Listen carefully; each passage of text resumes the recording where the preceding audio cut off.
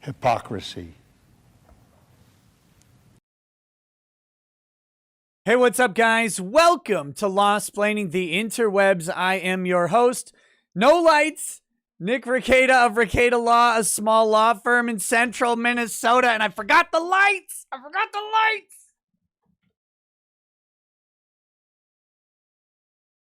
Too many things to do.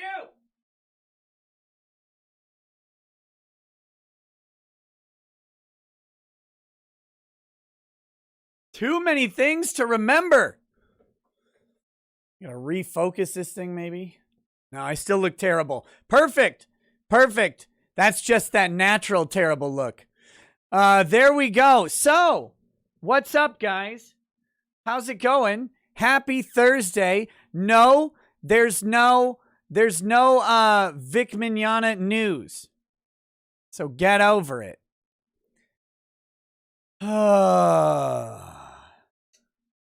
There was an intro. You missed it. That's your fault. But there's no news in Vic's case. Still, we're coming up for we're pushing that 9-month window. We're at 8 months. We're at 8 months, y'all. So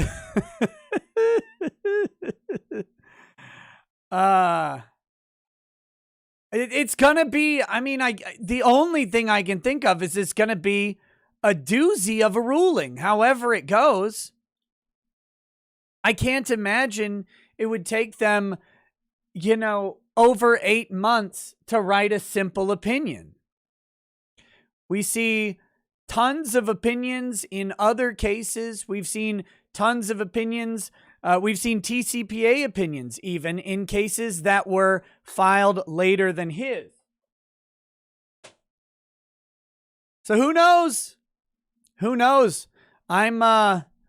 I'm waiting every Thursday. I get a little knot in my stomach right around 9:15 automatically, and I go, "Oh my God, it's Thursday!" Like that. The knot is automatic, and I'm like, "Okay, got 15 minutes to wait and hit refresh," and I check it right at 9:30, and every Thursday, no ruling.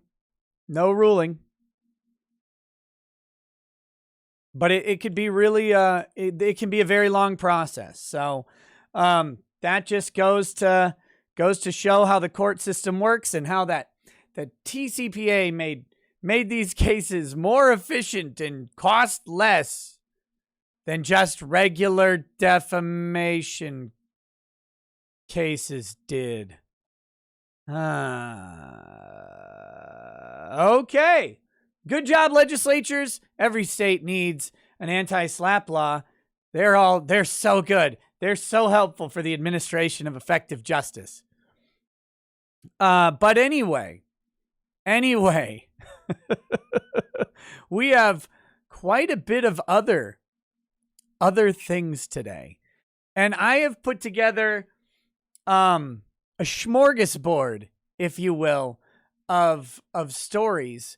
Again, major stories that we're following don't have major updates right now. Waiting on Crowder's lawsuit to show up. Once his lawsuit shows up, we'll have more info. Boogie's case is going to be on hold for quite a while. We've got, Joshua Moon just filed a reply to Russell Greer in that case, so we got a ways to go till the judge rules there, but probably not too long. Since they've already turned down oral argument, I think they have a strong idea of how they're going to rule, and that strong idea is leaning towards dismissal, is my guess. But I could be wrong. Could be surprised. Judge could find some grounds to move on. We'll see. Melinda Scott, last filed thing in Melinda Scott versus Joshua Moon was on March 15th, I think, and waiting on a judge to determine whether that case will move forward or die like it should. Triller has not done anything new in their case against H3H3, which means they're just sticking with their bad filing. In fact, I don't even know if they've served it yet. Let me check real quick. Because I'm thinking about it, and I don't know that they've even requested service on H3H3 at this point. So let's see. Is it this one? I had these open earlier. Let's see here. Yeah. Yeah, let's see. Oh, no, they did issue a summons on the 11th. On the 11th of May, a summons was issued, but it has not been returned as served as of yet. So once that's returned as of served, they'll have 21 days to reply, unless they get an extension, which, of course, all these things can happen. But so I've put together a smorgasbord, and I wrote down two of the things. I look through news stories, looking always for something interesting to talk about for the show. And one of the things in my news stories was a headline, "Should I tell my boss that I'm the one who's not flushing the toilet?" And so I'm like, okay, that's interesting. That's a weird question. Flush the toilet, you degenerate. And I click on it, and it's Slate.com. Has an advice column like a Dear Abby, but it's some weird guy. It's some weirdo guy giving life advice. So what I thought we'd do for some of the show, just for fun, is to read the scenarios together, right? We'll read a scenario, someone asking for advice, and then we'll figure out what advice we would give them. And then we'll see what the Slate advice columnist says. And I'm sure that's going to be wholesome, solid, strong life advice from an accomplished and functional person who writes for Slate.com, right? Because I know when I'm having life trouble and I'm like, oh my God, I need help with this thing. I've got a list of people I need to talk to. I know Slate.com. That's where I'm going to go. That's who I need to hear from is Slate. So we've got that. It exists, and they've got a whole they've got like a whole column of things. So I figure we go through a few. Might be fun. Then we're going to talk about the IRS taking on cryptocurrency. Cryptocurrency is going to save everybody, except now the IRS is involved.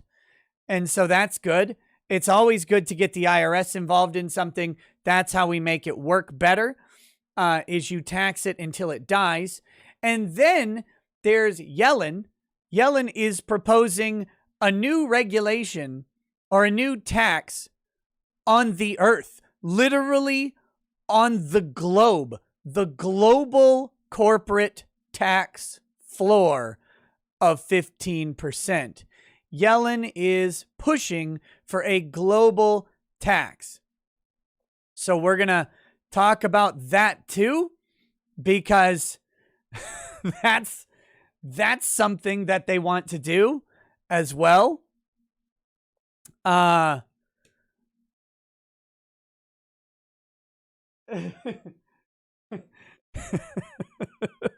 The idea, of course, is to keep corporations from leaving America because we want to tax them to death here. So with under Obama, corporate tax rate in America topped out at 35%. Trump slashed that to 21%. And now Biden is going to raise it to 28%.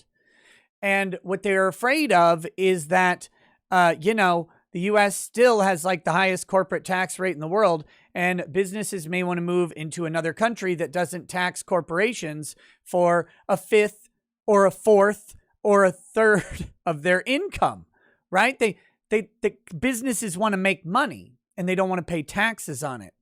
And so what they do is they move their operation outside of the United States, and then only the portion of the operation that happens within the United States, which might be distribution or something like that, only that gets taxed, and the rest of the assets that they make, those go overseas, and the tax rate kind of falls off, especially if they use a value-added tax that an international commodities trades gets dropped off of the transactions. So they're able to maximize profit and minimize government burden, but still do business in the U.S. Well, the U.S. doesn't want that anymore. We want to force them to stay here and tax them, but we can't do that if the world doesn't tax them, at 15%. So that leaving, it's like, well, 15% and all of the overhead of being outside of the U.S. is a pain, or 28% and we can stay in. They'll still move. You can't, but it's about getting the entire world on board with the idea of taxing corporations, which of course, when companies relocate overseas, they do build jobs in these countries, which is why they have no tax rates on corporate income, because they want the jobs. They want people working, because they'll get their taxation through increasing the value and the purchasing power of their citizenry, and their citizenry through a sales tax or an income tax, whatever they use, will be able to then spend that money, and then that will fill the coffers of the countries. They don't need a corporate income tax to do it, and America really doesn't either need a corporate income tax to do it, but we do it that way anyway for some reason that no one can figure out. Again, like the idea of a corporate tax rate is similar to the idea of an income tax. What did you do? There are plenty of other ways to logically tax activity, like by taxing the activity, not by taxing results. So you tax business transactions, for example. You tax sales, right? These things make sense. Those are the type of taxes that make some sense. The government is ensuring the execution of the contract through the courts. So you tax the transaction. Those transaction taxes would then pay for everything. And you could actually have pretty high transaction taxes if you didn't have income and corporate taxes. And it's much easier to scale the desired revenue for the country on taxing effectively gross domestic product. Like that's what you're doing when you're taxing transactions. So you can actually set the tax at the revenue goal you're trying to bring in, and then not worry about like the fluctuations of everything, because people are going to consume products. They have to. You got to eat, you got to have clothes, you got to have house, car, whatever it is, shelter, those things, if nothing else. So there are ways to do it. They've been proposed all over the place. They don't need to be done through a taxation on results, which is, it's just a weird thing that we came up with in the early 1900s and have expanded and exploded upon over and over and over again. But yeah, so we're going to talk about the IRS. And then I have other stuff. I have a bunch of just little things, little stories. Do you guys know that cicadas are coming? A whole bunch of cicadas, like a billion cicadas. And if you're degenerate enough to peruse news websites, you'll already see the trend. I talked about this yesterday, but the new thing is them encouraging you to eat them. That's what they want you. They want you to eat them. So that's what you do with the cicadas, is eat them. So,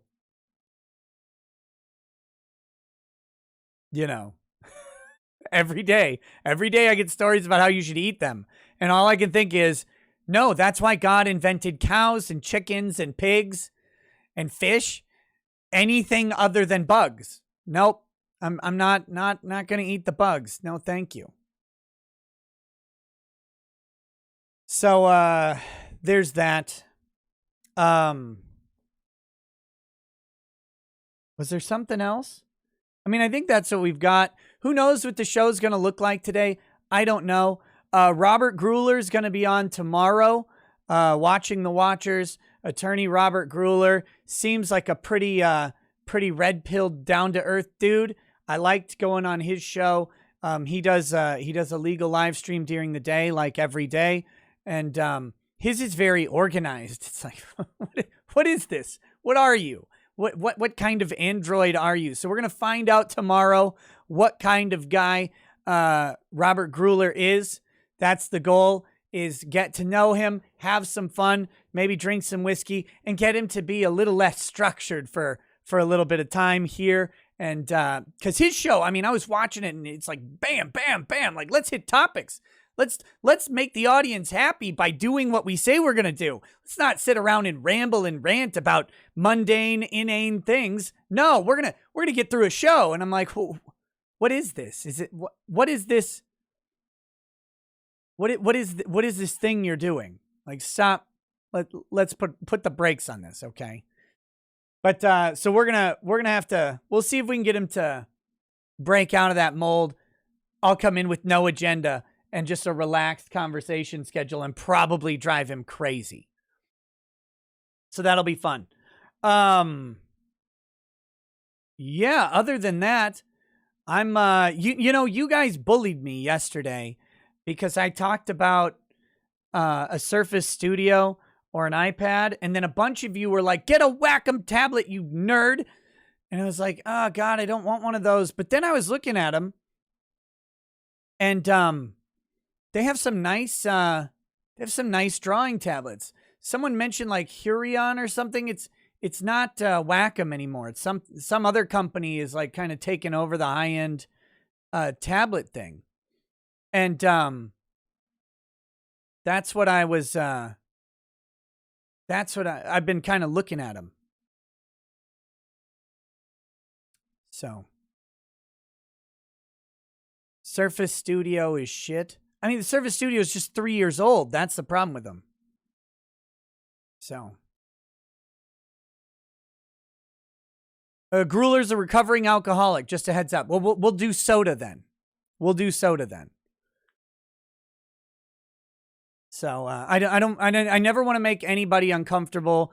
You know, I'm not a guy who's like, well, if you can't drink, then screw you. I'm gonna drink. I don't do that at all. If he's not a drinker, then I'm not gonna do that.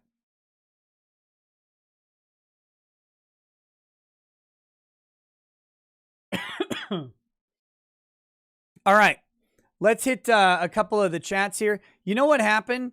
I missed a pre-stream chat yesterday, and I'm thinking about just not reading it today because of who sent it. Or maybe I should read it but not give him the credit. That'd be funny too.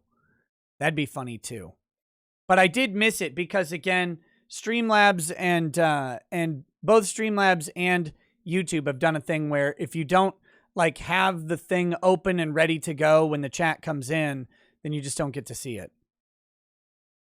All right, let's read it. Says, can't wait to see what auto-generated soy face YouTube finds from you when you upload tonight's stream on the archive. On an unrelated note, stop making excuses, you fuckwit.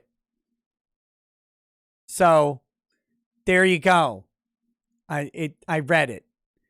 But I haven't read the name, and I'm thinking about it. Just because he said he'd stop calling me a fuckwit today, and then he didn't. He kept calling me a fuckwit. Rude.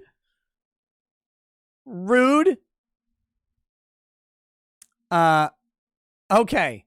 And then today from Will K says, hey, Nick, thanks for keeping me in the fight with your content. I'm glad for your success. It's good to see someone is honest in a world of lies. You are lit. Major. Oh, not you are lit. I thought he was like complimenting me. No, it turns out he's insulting me. He says, you're a lit major. What are amazing stories to read before they get banned? Slowly working through 1984 at the moment. Well, 1984 and Brave New World are great. I would read Little Brother. Little Brother is a very cool cybersecurity book that has a lot to do with liberty and freedom. As far as, I mean, like you can find the list of dystopian fiction to read if you want, but I would just suggest reading anything with a hero in it. Like just a hero, because that's going away. Find books that have heroes, and heroes can be, they can have struggles, they can have flaws. That's okay. But nowadays you can't even have a hero with flaws. They can't be a hero. They got to be something else. Fahrenheit 451 is good. Yeah. To Kill a Mockingbird. Sure. My favorite books, it's 2 parts, is Ilium and Olympus. They're great, by Dan Simmons. I strongly recommend them. I would recommend, I'm looking at, there's a retelling of the Iliad called, it's by David Gemmell. And it starts with Troy, Lord of the Silver Bow, and then it's Troy, Shield of Thunder, and then it's Troy, Fall of Kings. It's a 3-part set. He died writing the last one, and his son finished it, I think. They're great. They're really, really great. Kind of a different look on the Iliad itself, and very similar themes to what's going on in the show Rome.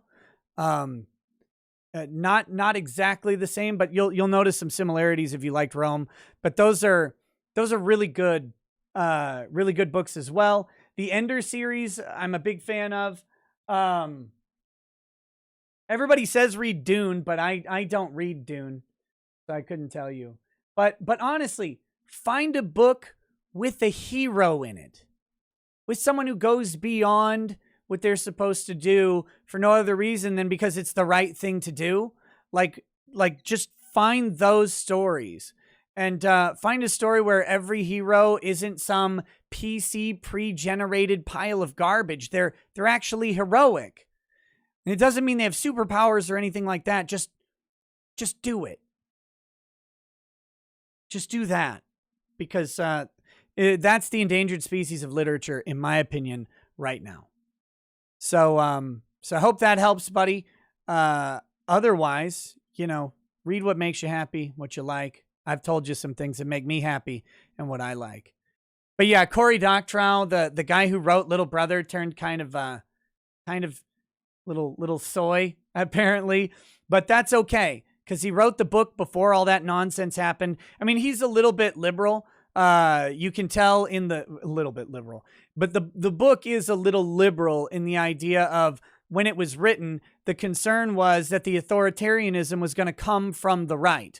The authoritarian surveillance stuff. This is written right around the time of the the Patriot Act. It's in the early 2000s, and Patriot Act is passed, and all this stuff is going on in the country, and so we're looking at clamping down on civil liberties coming from the George Bushes of the world, right? So it's not like effuse with political rhetoric, but that's kind of the perspective it's coming from. But don't let that turn you away, because the stuff that they talk about in the book is exactly how all of this will work. And it's really a good book. Let's see. Fred rated 1967 says, "Did you know there's a game on Steam called Cuck Simulator for $2? Might make for a hilarious stream with Drex."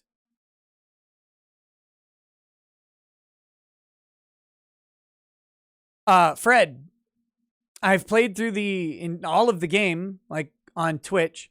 I've played through all that's available, and I had the developer of the game on the show for an interview. So it is great. It's really funny.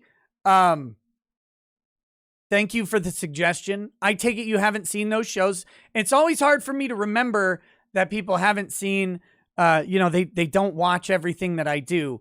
But yeah, you nailed it. The second I saw it on Steam, I got a little Steam preview. I bought it immediately. I thought it was the funniest thing I've ever seen. And it's a true true blast to play. But you can go watch the replays on my Twitch channel if you want. They're up there. And the archive channel has the interview with the developer. So anyway, thanks for the...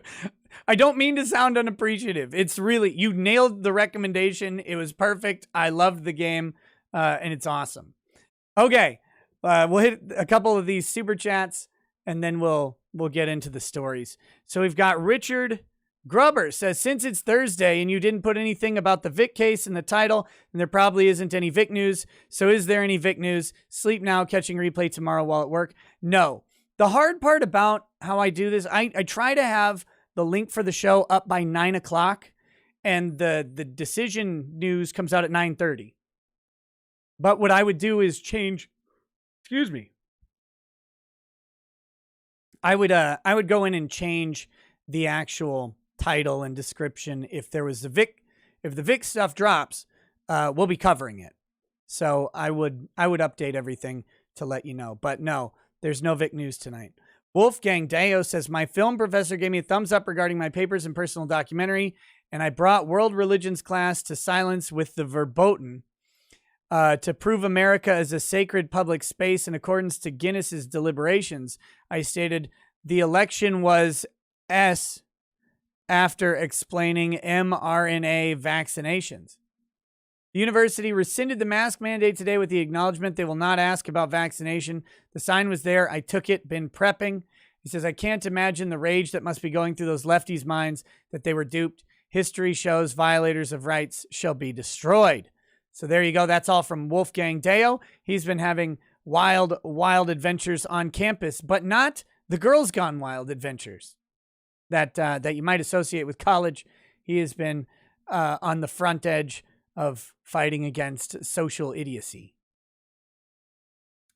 Hendrix, you better stop. You better stop.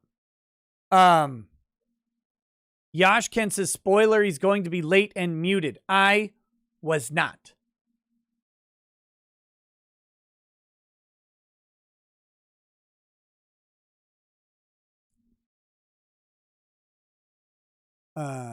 Okay. Let's see. And then we've got Mithrin Emrys says, defamation totally is unprotected speech. We promise, except for this whole anti-slap thing. But yeah, like no defaming people. All the courts. Levi Sorensen says, great show as always. Hey, thank you, Levi. Mr. Bentham says, don't worry, Nick. Chat will make him uncomfortable by asking him about futas. Why do you torture me so, chat? Why do you hate me? Loric Project says, for me, I got to shill any book by Kurt Vonnegut Jr. And Tina says, Nick, I know you say men shouldn't cry, but after Kentaro Miura, author of Berserk, died, I think we can make an exception. I'll really miss the one new chapter every year. Look, the don't cry is what you say to someone who's crying in public.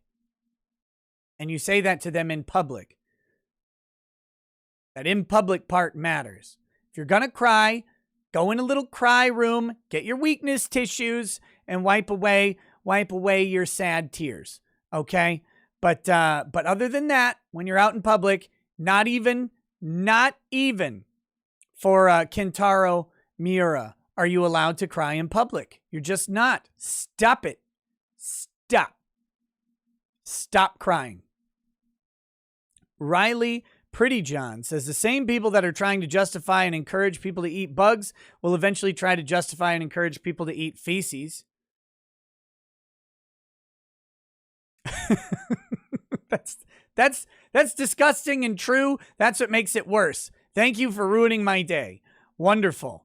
Wonderful. Yes, they will. Reclaim those lost nutrients. Eat your shit. All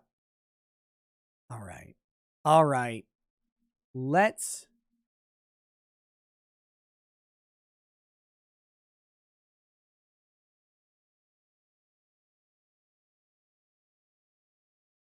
here we go. Let's start with some life advice. Look, God, they're the worst publication on the planet. I'm going to show you why. Like, gosh, I despise this nasty hive of disgusting people. Ugh. Look at this. Look at this. It's just the tone. Everything about them is full on garbage. We need to talk to you about your ad blocker.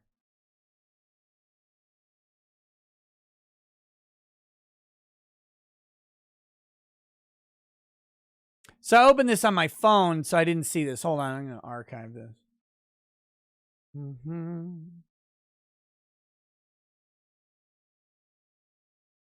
I need to talk to you about archive.is.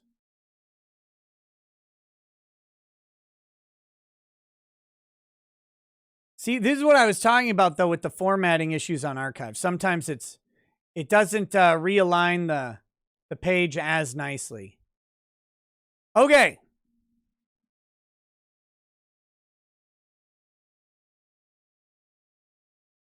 Here we go. We've got all right, so this is what we're gonna do.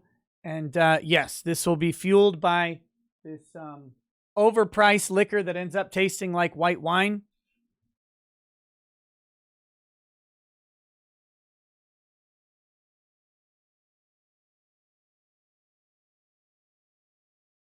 Are you helping Chinese communists scrub the internet? Have you made a deal with Chinese communists? Is there something wrong with using ad blockers now? Or archive? What is it? What is it? You can't do anything. If you do anything, you're jerking somebody off. Yeah, at the end of the day. Oh, God. Use archive.today? I don't know. All right. Oh, every time it's still bad. Okay. Here's what we're going to do. I'm going to read the scenario, and then I want you to just flood chat with your advice to this person, and I'll try and follow along with whatever suggestions come up. That's all we're doing. That's what we're gonna do. This is merely the first. See, it's this Dear Prudence. Prudence is the person who writes. Okay. So, Dear Prudence, do I tell my boss I'm the one who hasn't been flushing the toilet? Oh, can't go down too low. We don't want to see the answers. No spoilers. Dear Prudence, I have a terribly embarrassing dilemma. During lockdown the last year, listen to this. I got into the habit of only flushing solid waste. I go often enough that this is not gross. I've recently been back to the office and I'm afraid I've forgotten to flush in the office loo several times. My boss and I are the only ones who use the bathroom. Should I apologize to her and explain or never mention it again?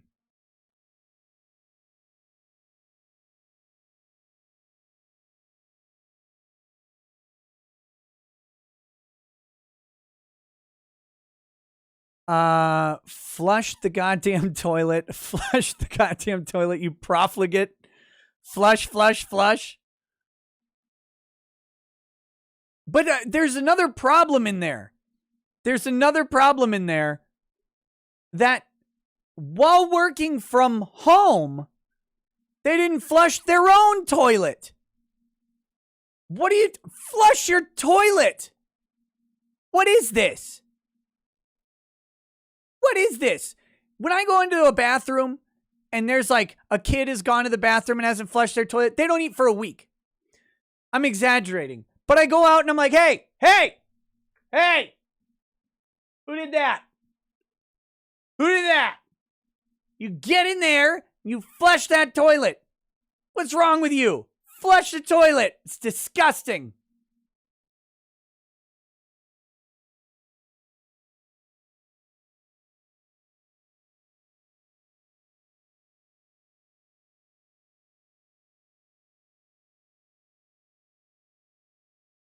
Flush the toilet. Also, if you're in a drought, flush the toilet. You know what's not causing the drought? You flushing the toilet. Not even close. The California drought, something like 95% of the water was commercial use. It's not toilets, guys. Every gallon and a half helps. No, it doesn't. No, it doesn't. You could not flush the toilet for 38,000 years and not match one almond farm worth of water that month. Just flush the toilet. Just flush the toilet. You piss stuff out. If you don't want to flush the toilet, go piss outside like a man, because pissing outside is great. It's freeing. It's wonderful. It's the best feeling. Doing it in the winter is even awesomer because it's cold. Go outside and pee if you don't want to flush the toilet. But when you pee in a toilet, you flush it. That stagnant, nasty uric acid, ammonia breakdown that's going on there, get that out of your house. What is this? Flush the toilet.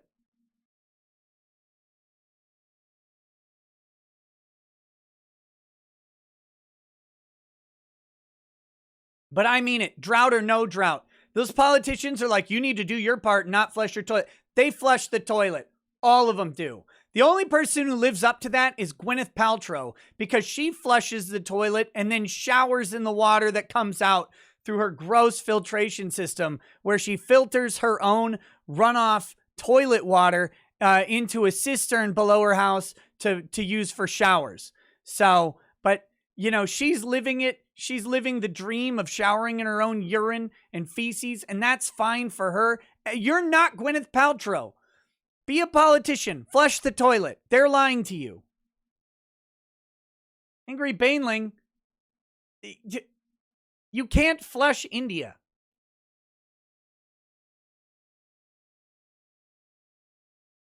All right. Okay, so the question, though, is not should I start flushing the toilet? That's actually not the question. It should be. It should be the question, but it's not. The question is actually, should I tell my boss? Nah, you shouldn't tell your boss. Okay. Tina says every unflushed toilet is like a happy surprise for your fellow coworkers when they discover it, so you shouldn't flush the toilet. That's disgusting and disturbing. Thank you, Tina. Oh my God. Okay, so dear Mello, never mention it again. It's pee in a toilet. It's one of those things that we all see all the time, but have agreed collectively to not discuss, especially not at work. Yes, someone else's pee is a little gross, but I bet it's not really a big deal to her. I feel like my own first thought here in her shoes would be, the toilet sort of broke in this specific way during lockdown. Stop giving life advice. Even if the pee is a big deal to her, it will certainly be a bigger deal if you rope her into a conversation about your pee. All you really owe this situation is do your best to remember to not let yellow mellow in shared restrooms in the future, but you're conscientious enough of a person to write into an advice column about what is a pretty minor pee issue. So I bet you're already killing it on that front. You know what? Not bad advice. Not bad advice, right? He says, don't talk to your boss about it because you probably shouldn't. And he says, you should remember to flush the toilet. Okay. Slate.com's doing okay in my book right now. Doing okay. That's not that bad. I would have said, like in all caps, like you guys did, flush the toilet. What are you doing? What are you doing? All right, here we go. Next. Dear Prudence. This one's a little bit longer. All right. This one's a little bit longer. This is the one that actually made me want to do this segment. Dear Prudence, I have been happily married to my wife for 20 years. Oh, very nice. Good job. I met her when she was in grad school. I'm a decade older than her and was working a successful career when we met. We hit it off right away and were married 18 months later. We have 2 kids and it has been a wonderful, mutually caring, supporting, loving relationship. Recently, my wife began talking in glowing terms about John, a new male colleague. I thought nothing about it, but then discovered they had been texting frequently outside work hours and not always about work. I asked her about it, and she said it was just work-related inside jokes, funny memes, etc. A few weeks later, we had a casual conversation with my in-laws about buying a vacation property. My wife got excited and immediately started texting John about the possibility of buying the vacation home so that John and his wife could vacation with us. I asked point blank, but calmly, if she was having a physical or emotional affair with John. Yes. Yes, she is. Of course she is. What are you talking about? She denied it and said she understood why I was upset. Definitely is. Definitely is. Get the gavel. Where's the gavel? I gotta refine my gavel.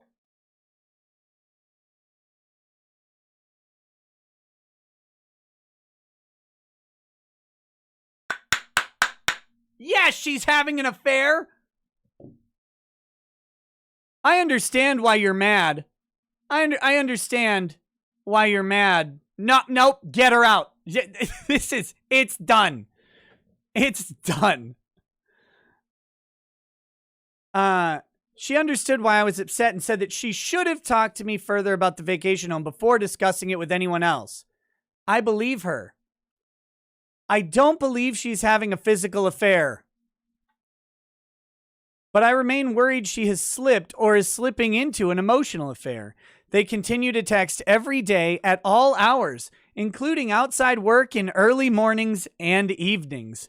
She continues to tell me they are just good friends. After I saw another text from John, she revealed that she had been talking to him about stressful issues at work and how they might be affecting her mental health. I conveyed that I was hurt she hadn't shared this, and she said she only talked to him first because he is a colleague and he understood the work issues she was going through, whereas I understand little about her field. This was cold comfort. I'm not sure where to go from here. Am I overreacting? Should I just take her at her word? Is she having an emotional affair? All right, chat. What's the verdict? What's the thought rating going on here? I think it's somewhere over 40,000. In the grim darkness of this marriage, there is only thoughterly.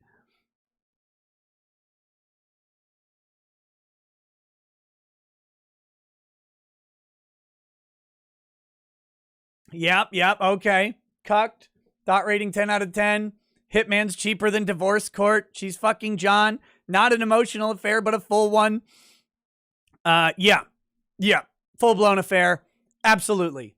This is unacceptable behavior within a marriage. If he was doing this with a female coworker, she would already have a divorce attorney on the line. Of course she would. You'd be asking serious questions about what's going on. Especially, let's forgive the initial part. And you're like, hey, you're texting this guy like a lot, like during dinner, in the morning, in the morning, you're waking up in the morning and texting this guy. That's a little bit much. You're talking about John a lot here, how he's super cool or whatever. Not really comfortable with how much you're talking to this. Because we have this marriage thing going, right? Like we do. And John doesn't. So he's got his own marriage. He can deal with that shit on his own. And we have ours. Not really cool with that. You forgive that initial thing. It's like, oh, okay, you know what? You're right. I was talking to a colleague, talking to a friend. I wasn't really thinking about it. That's some good points. Work friends need to be work friends. And especially work friends of the opposite sex need to remain work friends. And we'll scale it back. Okay. That conversation should have been the end of what's going on with John. But bro, you need a marriage counselor. You need a marriage counselor or a divorce lawyer, one of the two. Because if John hasn't slipped into a full-on physical affair with your wife's crotch, he's going to very soon. Especially knowing that he's married and talking to your wife about vacationing. Nope. Done.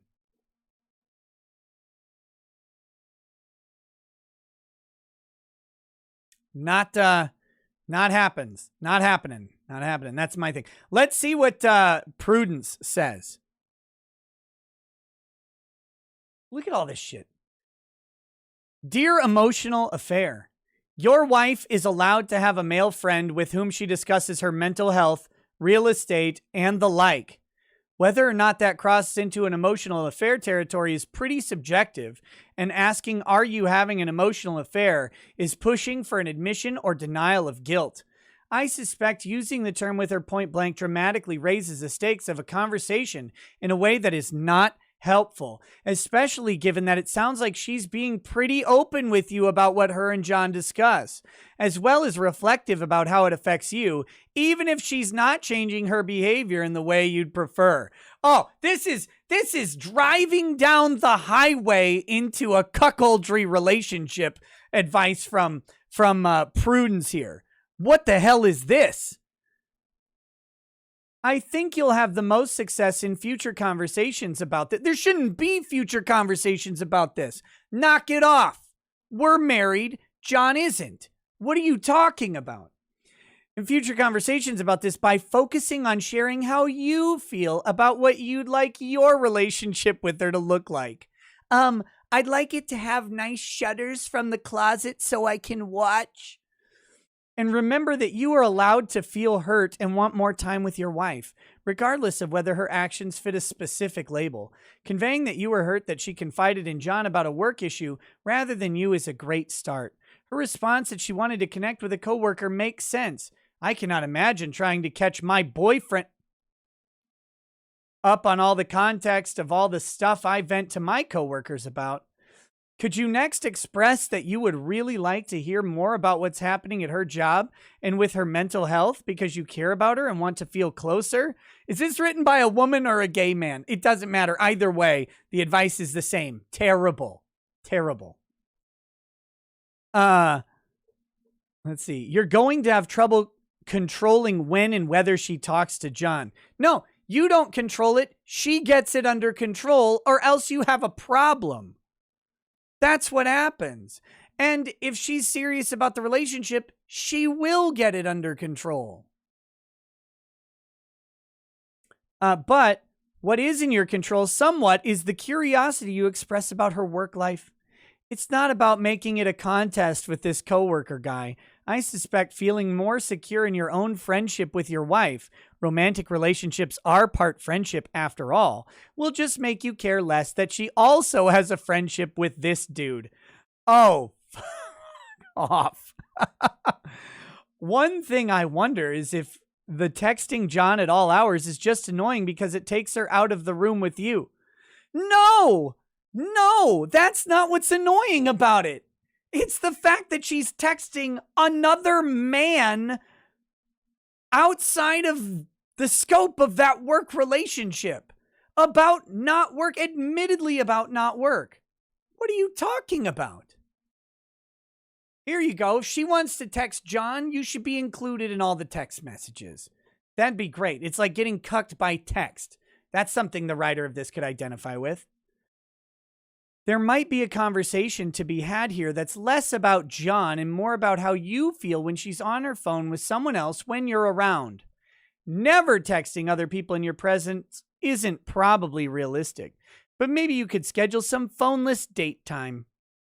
You've been together 20 years. You say a bunch of nice things about your relationship at the start of this letter. It sounds like you guys are pretty into each other. No, it sounds like he's into her and she's into John. How do they miss this cute? Like, this is obvious. Doesn't say anything. None of that story says that she's into him. It says she's completely removed herself from his situation entirely. Oh, yeah, sorry I offended you by talking to John all the time. Let me tell John about it. While there's no magic solution here, and you might need to keep having some conversations that are a little tricky, I bet that you two have already made it through a lot of things that would have felled other couples. Yeah, again, infidelity is like a claymore to a relationship when they've been dodging darts, right? Like, oh man, we dodged that little dart. That was kind of tough. But then you can get through a lot. And then infidelity, 20 years in, I mean, not for every couple, but for a lot of couples, that chops it open. It's done. This pithy shit. Who is this person? Who is this person?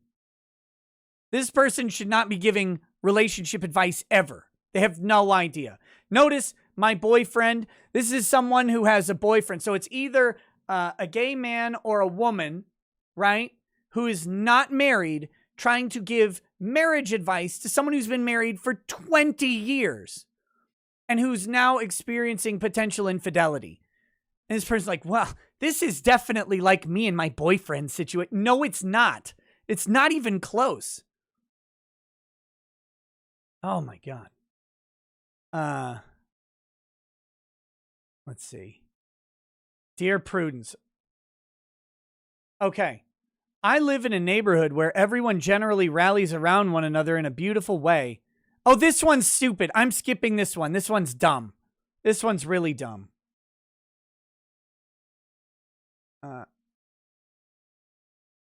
Oh my God.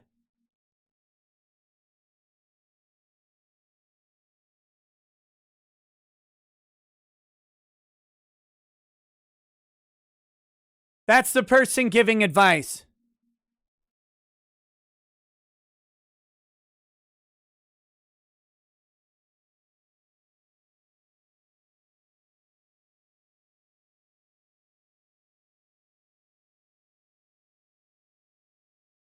This is the person giving advice to someone who's been married for 20 years.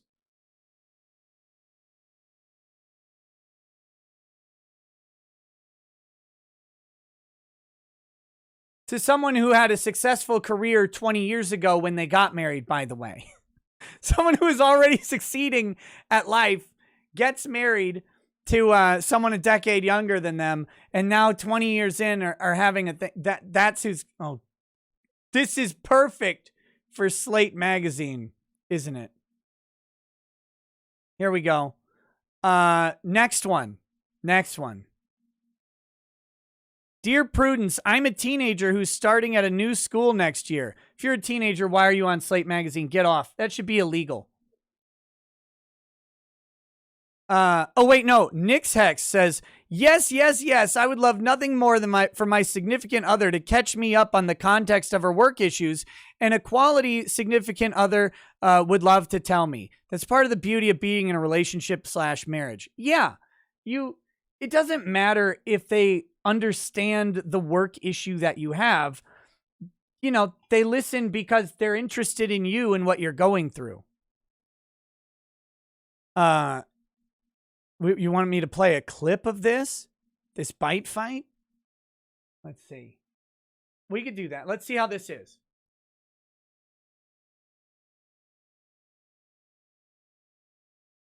Here we go. I don't know how long this clip is. Let's see. This isn't, it's because it's from the archive page.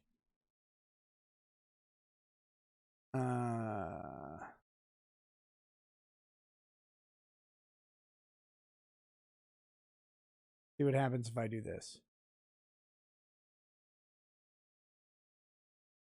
How do I go to the real web page? My husband bit me during a drunken argument.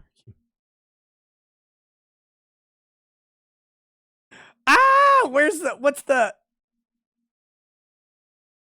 No, that's the archive still.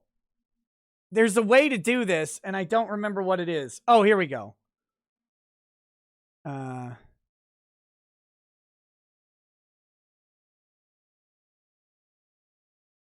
Let's see how long this is. Support for this podcast comes from Progressive, America's #1 motorcycle insurer. Tearing up the open road on your motorcycle is your thing. Keeping you covered is our thing. Feel confident with protection starting at $79 per year. Plus, did we mention the discounts like Safe Driver or bundling? Go from riding to thriving with the wind at your back and potential savings in your wallet. Get a motorcycle quote in 3 minutes or less at Progressive.com. Progressive Casualty Insurance Company and Affiliates. Annual premium for basic liability policy. Not available in all states. Discounts not available in all states or situations. Hello, Dear Prudence listeners. Danny Lavery here with some big news, or maybe medium-sized news, depending on your perspective. The big to medium-sized news is that I'm officially coming to the end of my tenure as Dear Prudence. It's been a wonderful, fabulous, almost 5-year journey, but don't worry, I'm not leaving entirely, and you don't have to change your podcast routine. I'll still be here every week at Slate on my new show, which is called Big Mood, Little Mood with Danny Lavery.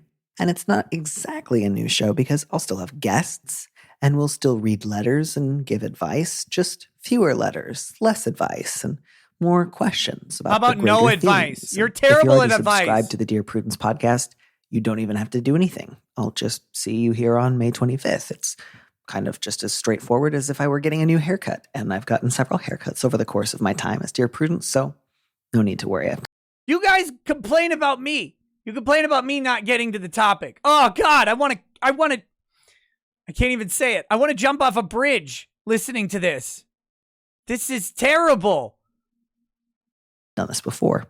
I don't think I actually have any little news at all because I also want to congratulate Janine. Oh, my God. Never mind. Never mind.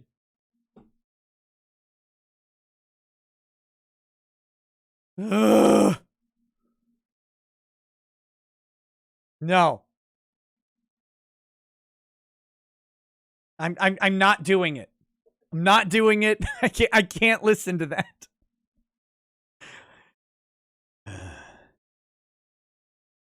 Let me tell you about the time. Clicked on the wrong link. I've been all over the internet, man.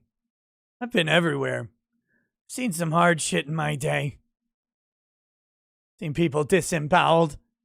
Seen machines spin a man around until he was nothing but jelly on a cement floor. I've seen things go in places that don't even need things going in them. Nothing as bad as when I clicked on the audio for Dear Prudence. Oh, God. I had hope until then. That was the day my world changed. The day it went dark. The day I figured there was nothing left for me here. That was 3 minutes ago. Now I'm 4 bottles down, loading a revolver. Good night, and good luck.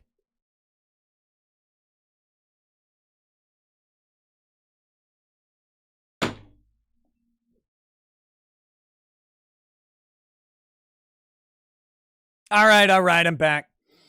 That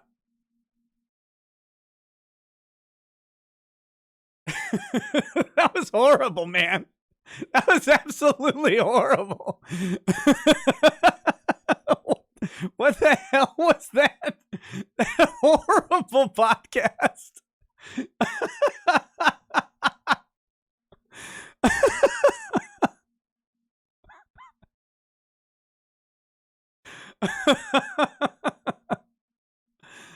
Oh, Levi Sorensen says he's got a lot of problems if he thinks that person can give him marriage advice. No kidding.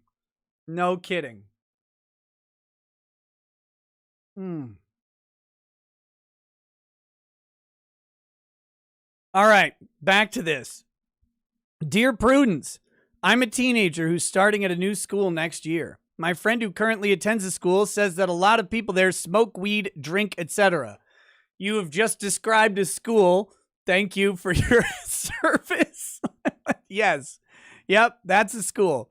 I know for certain that if someone offers me something, I will take it. Why? Why? You know how much weed I smoked in high school? Zero. None. You know how much weed I was offered in high school? Plenty.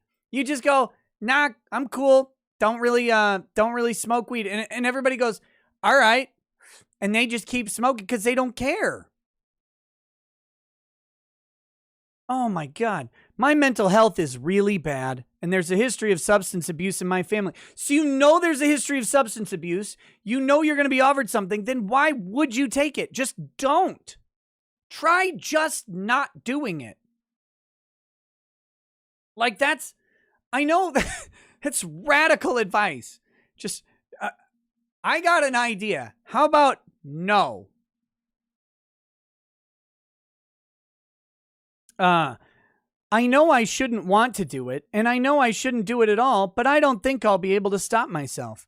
If I tell an adult, I won't be able to go to the school, and it's been my dream school for years. How can I stop myself? Should I even try when I know it's probably inevitable? Okay, here's what this person's doing, though. Here's what they're doing. They're just asking permission to smoke pot. Like, that's what they're doing. Look, if I go, can I just go smoke pot? That's the question. That's reading between the lines. They're going to smoke pots. They want some weirdo on the internet to validate them. What they should have done is ask Dick Masterson, because he'd tell them, yeah, go do it. Do it twice. Do it more. That's what he'd tell them. And that's what they want. Since that's the answer they want, they should have asked Dick. I don't know what Prudence is going to say, but what do you guys think? Should they try to stop themselves from smoking pot in high school? Should they tell an adult? What should they do? I'm waiting on you, chat. Let me know.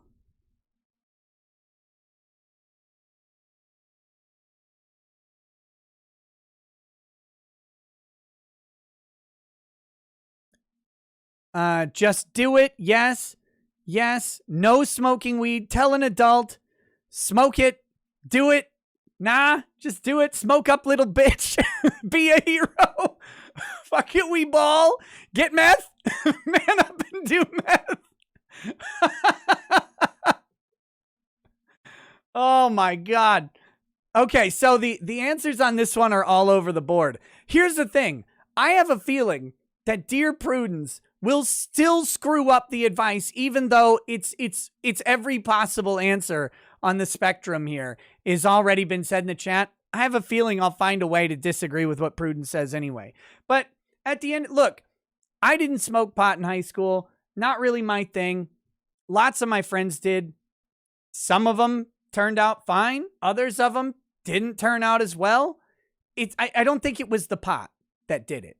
And it's not like I did it because of some moral, like, oh, marijuana, who would smoke? It just wasn't my thing to do.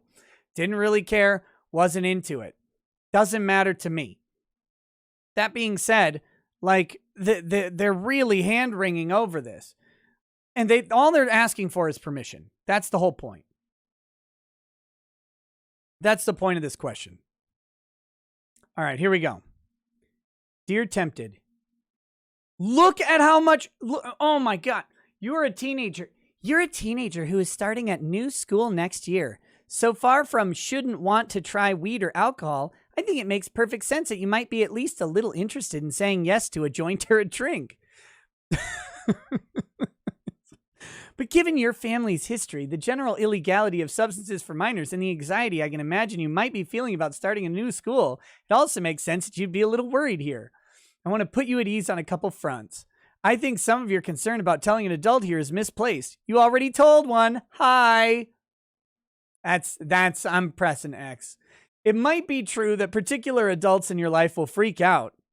Like, what adult's gonna freak out? Hey, you know what? Like, mom, dad, or whatever. I heard there's like drugs at this school. And they're gonna go, there's drugs at every school. There's literally drugs at every school. What? Don't do them. That's what your parents are supposed to say. Yeah, of course there's drugs at the school. Don't do them. We raised you right. Hold on, let me hit this bong.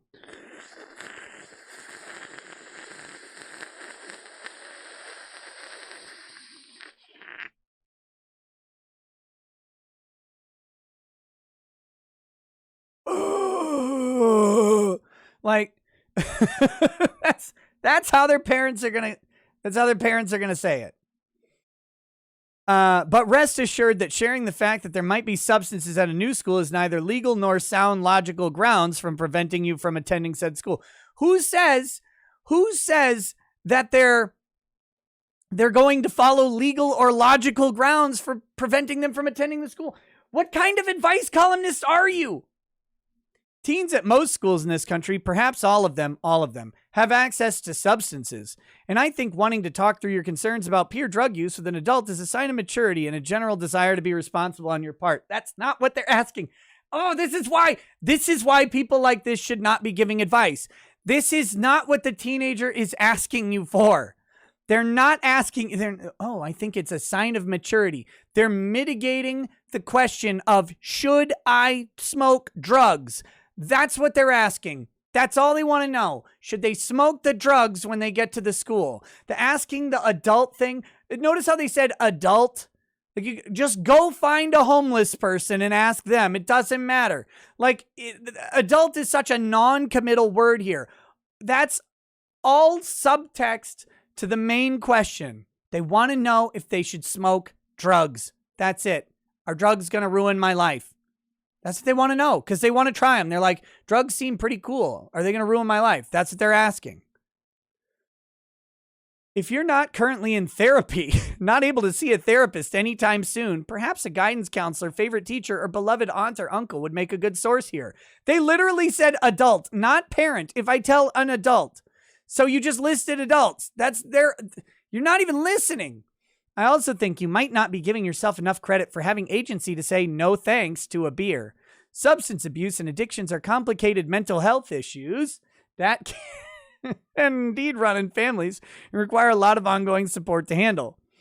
They're not that complicated of mental health issues. Either you do the substance and it has a negative impact on your life, and then you need to stop doing the substance, or you do the substance, it doesn't have a negative impact on your life, and you can carry on with it because you're able to moderate it or whatever, or you don't do the substance. Those are your options. It's not that complex. Like, either a substance messes with your life or it doesn't. If it doesn't, you're probably in the okay. And that substance doesn't have to be an illicit drug or alcohol or it could be literally anything. It could be pornography. It could be video games. It could be YouTube. It could be Amaranth. It doesn't matter what it is. If you're doing something so much that it's interfering with your life, you might need to chill out and stop it, or else monetize it like Cheech and Chong did. All right. But you still have some agency here. Come up with a can line. Thanks, but doing that interferes with my plans later. Oh, yes, that's it. How about just no? You don't need an excuse. This is the weirdest thing. I went through DARE. Did you guys go through DARE? Do you guys remember DARE to keep kids off drugs? Drug abuse resistance education? Beaten into your skull? And in every DARE video, in all of them, all of the DARE videos, what they did was this. They said, it's like, hey man, you want some weed? And then it's like, boom, freeze frame. And it's like, if he says yes, he'll smoke the weed and die. If he says no, they'll stab him and the gang will kill his family. It's like, peer pressure. The reality of peer pressure is literally just like people, hey man, you want some? And you say no. And then they're like, all right. And then they ask you next time because they're being courteous. Like the weird, like, hey man, you want to try this weed, man? You want some weed? No. Oh, why not? You got to give me a reason, bro. Oh, it'll interfere with my plans later. Oh, damn, you're right. It might. Now I say, okay. Like, what is this? Like, you're not going to get beat up because the guys people are tending to be inclusive with it. If you're sitting around a bunch of people smoking drugs, they figure maybe you want to be around people doing drugs because you want to do drugs. So they just ask, like, here, you want some? That's how it typically goes. I don't understand this thing. Like, oh, you got to have a can line. Your can line could just be, nah, it's cool. That's it. That's it. Or it can be, yes, I'd like the drugs, please. Do I eat this joint that's on fire? Like, what? No, but do you have some brownies? Like, I don't want any weed, but can I interest you in some heroin? Like, what?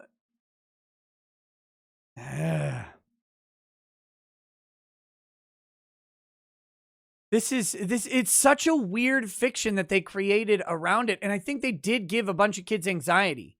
And the funny thing was, when it came down to it, and you finally, like after 6th grade or whatever, you're like DARE certified with the pledge that you signed, and like your little certificate and your stupid paper police hat or whatever you got. And then you get into like 8th grade or whatever, and like the time comes, like you're like, okay, here it is.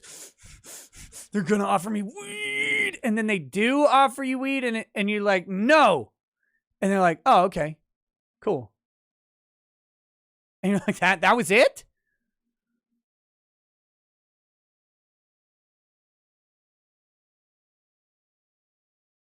Look, Linda Marie, drug dealers are a little different because dealers have a vested business interest in getting you eating drugs. Eat all the drugs.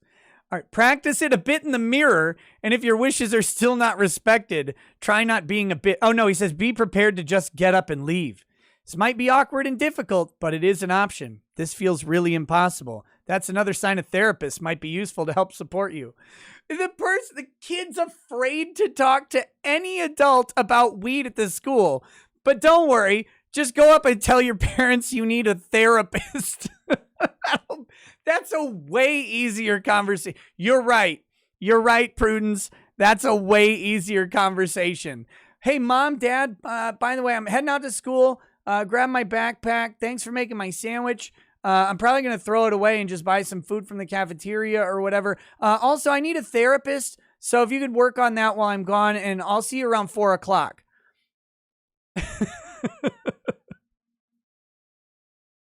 Oh my God.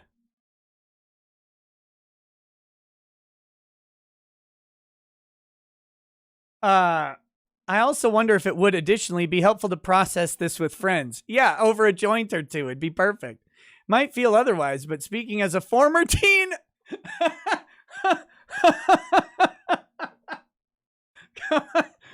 Who talks like this? Who talks like this? Speaking as a former teen who was once a little apprehensive about fellow teens doing substances, I think once you open up the topic with peers, you'll find that you're not alone in this. Even designated party schools get that reputation from a slice of people who are really gung-ho about partying, with plenty of others spend their weekends having sober dance jams. Nope. Sober dance jams. Oh, God. America's farther gone than I thought. Who's having sober dance jams at a party school? What is that? What does that even look like? Or sitting contentedly / angstily alone in their bedrooms or whatnot. Being a teen is hard and, yes, a little scary. No one should do it by themselves. All right, we're going to do one more. One more. This is the last one. And then we'll move on. These people willingly write into this column, and my mind is blown. Let's see. Levi Sorensen. I don't know if I said this, but he's got a lot of problems if he thinks that person can give him marriage advice. Correct. Gerard Garvin says, Dear Jurisprudence, this used to be a show about legal issues. Now it's about reading weirdo articles and listening to crap podcasts. It's a Thursday, man. It's a Thursday. Shinobu Tezuka says, always flush the podcast, Nikki. And 13 Speed Demon says, dare to say no. Paradox Effect says, Nick, I'm a simple man. I have simple needs. I see anime lowlies. I FWAP. It's a lot like Joe Biden, or like Bo Jiden having no impulse when it comes to sniffing small children and possibility of small rodents. Well, stop flapping to lollies, man. Stop doing that. All right, here we go. Last one. My best friend of many, many years recently bought me a watch as a gift. It was a really generous gesture. The thing is that I really dislike wearing watches. I haven't worn one in over a decade. when I had to as part of a work uniform and because the job had me on the move, sans cell phone. This dislike of watches is both from a comfort standpoint and a philosophical one. I just don't like the way they feel, and I don't like time ticking away at the end of my arm. What's more, this one is stylistically not really me either. He's a great friend and a very thoughtful in all things, including gift giving. I think he just saw it, thought it was cool for himself, and decided it'd be cool for me. While we both value honesty and frankness, it's pretty crappy to tell someone that you probably won't wear the gift they gave you. And he's the type of guy who will certainly ask what I think about it and notice if I don't wear it. We don't live in the same city, but I don't want to be underhanded and pretend either. What to do?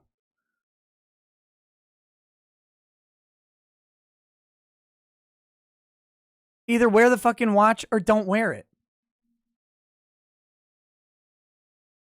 Like, okay. Holy 3 paragraphs?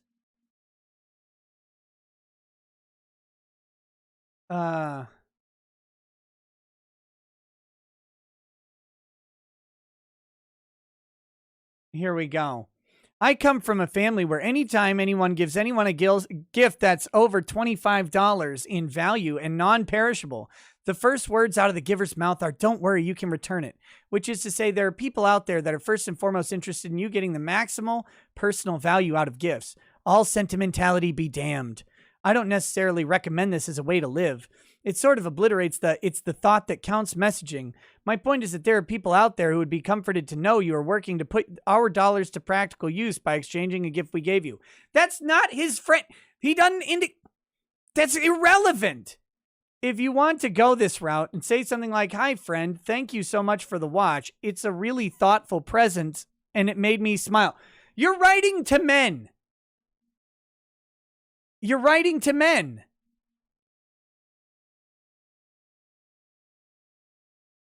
You wouldn't have known this, but I am actually not much of a watch person these days. Why wouldn't they know this? Might you have a gift receipt? In any case, can't wait to see you when you're in town.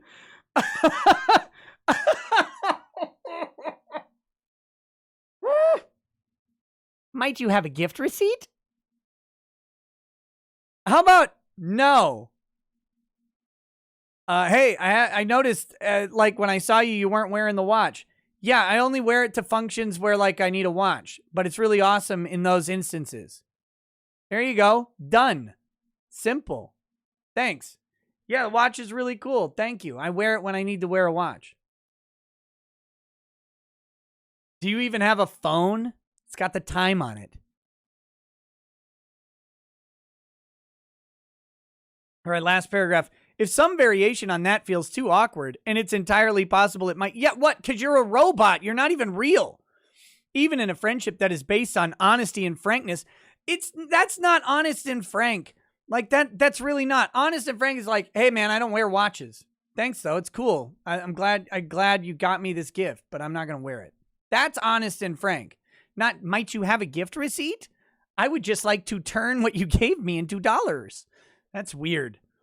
Send him a selfie or two of you grinning and holding your bewatched wrist up for the fuck. No. Stop it. These are supposed to be men. You do not send. Here's me holding that watch you got. It's so cool. Ah! Like, what the fuck is this? No, this is actually a good plan. I take it back, because now the friend will drive across the country wherever he is. He'll drop whatever he's doing the second he gets that watch selfie. He'll drive across the country. He'll go, "You're reading Slate.com," and you'll put a bullet in him. And then it'll take care of the whole problem. Everything's over. Thank God we fixed one. This is actually great advice. Great advice. It sounds like you genuinely appreciate the thought of the gift, and it's not disingenuous to express that gratitude with a couple of thank you photos. Why don't you just jerk him off while you're at it? If it's been a bit since you got the watch, photos and "Hey, just thinking of you" might be the way to go here. Yeah, just send him a dick pic too, I guess. Right? And you cuddling some husbando pillow or something. And then put the watch in a drawer and don't worry about it. I suspect he's much less likely to notice, let alone point out that you're not wearing it in the future than you think. Wait a minute.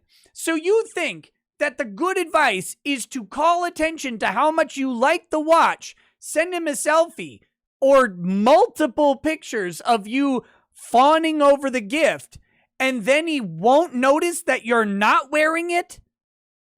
What? You've drawn a bunch of attention to it. If they're actually like guys, like if they're two dudes who have a frank and honest relationship, he's like, yeah, I saw this watch, thought you might like it, gives him the watch, and then probably never thinks about it again. Like, honestly, that's probably the reality. Because why would he? He's got the watch. If he wants to wear the watch, he'll wear the damn watch. If he doesn't want to wear a watch, he's not gonna. Is it a Rolex? Is it a $10,000 watch? Or is this a Casio, like $60? Is this like, oh, this is a cool little novelty watch I saw or whatever? Like, what are we talking about here? What kind of watch? What kind of watch is this?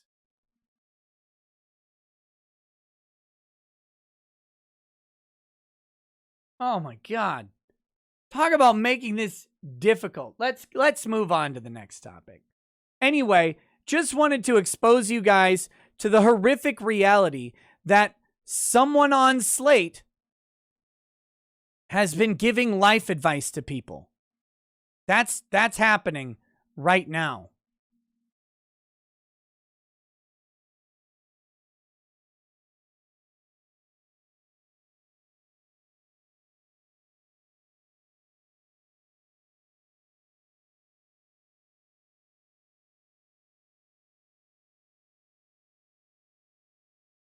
Okay.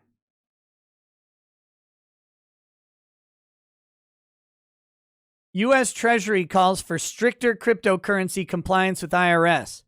Says they pose tax evasion risk.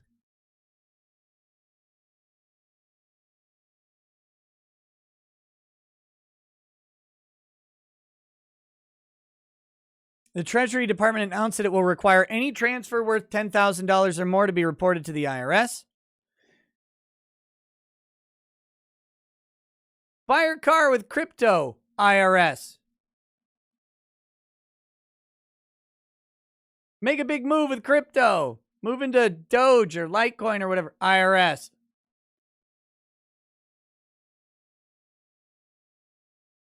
You're not going to be the one reporting it, by the way.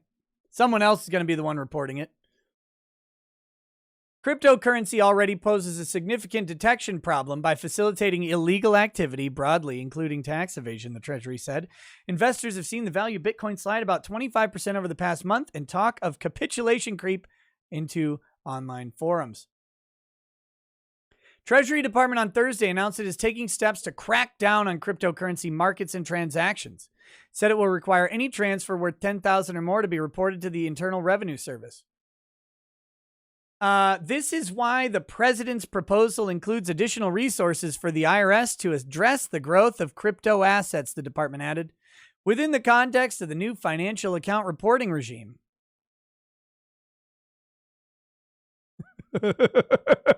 Listen to how that sounds.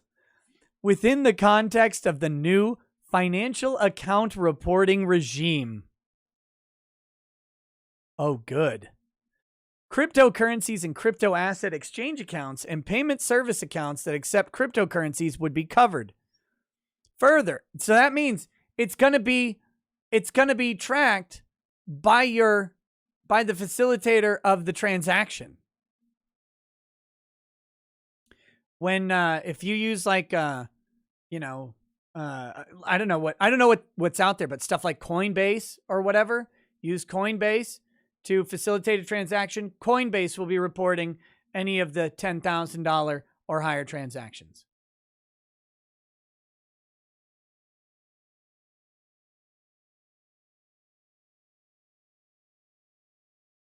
Further, as with cash transactions, businesses that receive crypto assets with a fair market value of more than $10,000 would also be reported on.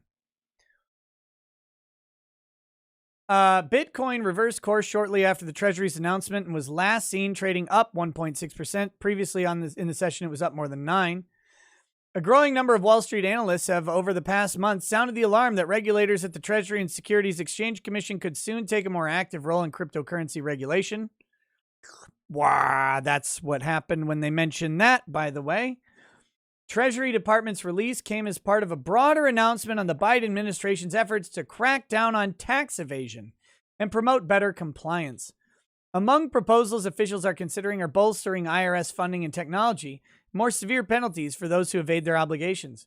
According to the Treasury's estimates, the difference between taxes owed to the U.S. government and those actually paid totaled nearly $600 billion in 2019. Increased regulation will likely upset some cryptocurrency investors who've seen the value of Bitcoin slide about 25% over the past month and talk of capitulation creep into online forums. Longtime crypto expert Gary Gensler, at the head of the SEC, Raymond James, expects it's only a matter of time until Congress grants the regulator broader jurisdiction. He told lawmakers earlier this month that allowing the SEC to regulate crypto exchanges will help ensure investors are protected and prevent market manipulation. That's right. If you just let the government, the SEC, and the IRS into all your transactions, you'll be protected.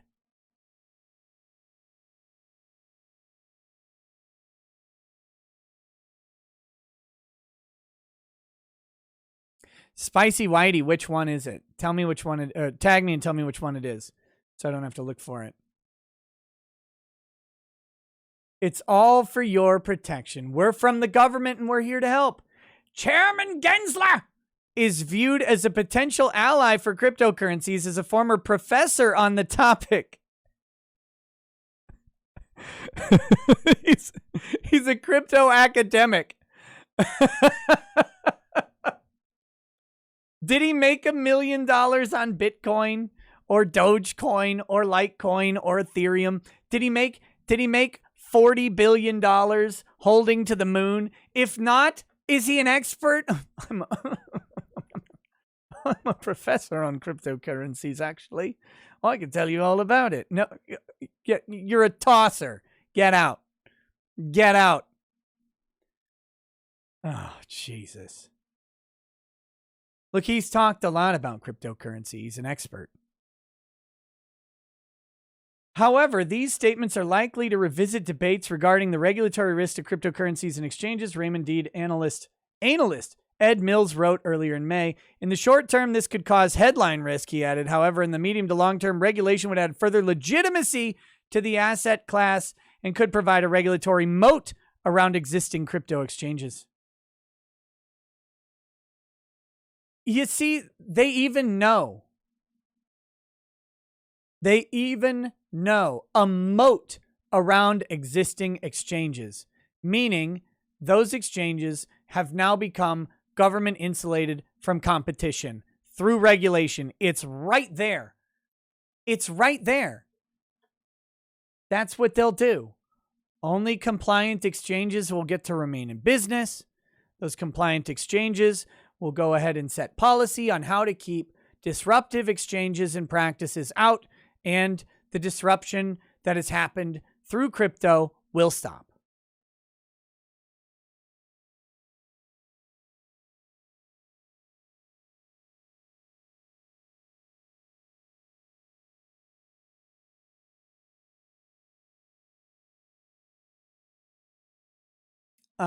While involvement by the Treasury Department and the SEC may ultimately prove a boon for crypto investors. Yeah, it sounds great. Any near-term regulatory hurdles will likely come as another bother for investors in Bitcoin, Dogecoin, and the like. Those sentiments were echoed by Miller Tabak last month when the firm told clients that crypto markets are not properly considering legal risk. Confirmation of Gary Gensler as SEC chairman and cryptocurrency volatility over the weekend following rumors of tighter regulation highlight the regulatory risks facing this industry, strategic economist Paul Shea wrote in April. This is such a Joe Biden move, right? Well, I'm going to put a guy at the head of the thing, and who knows better about things and how they work than professors? Hell, they teach the subjects. Come on, man. They're the right guy for the job. I figure if they teach them, they probably know about them. This is where Dick Masterson's line is the most prudent thing in all of this stuff is simple. If you're so fucking smart, why aren't you rich?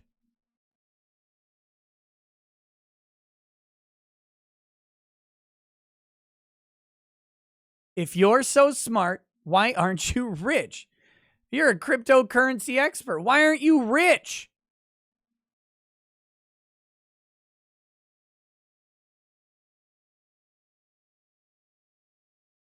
The difference in regulatory risk and progress as a means of payment raises an important question. Are other coins' recent success due to good news about them, or are they piggybacking on positive sentiment related to Bitcoin? Yes, to both. It's both and. Democrats and Republicans alike have made crypto regulation a top priority in 2021, as run-ups in the price of Bitcoin and other digital assets last year sparked concerns of market manipulation and uninformed retail investments. That's right. All of you peasants who made $1 million investing in Bitcoin, that was your uninformed investments. That's what it was. Has nothing to do with politicians who weren't invested in Bitcoin being butthurt that they didn't quintuple their assets in like a 2-month period. Has nothing to do with that.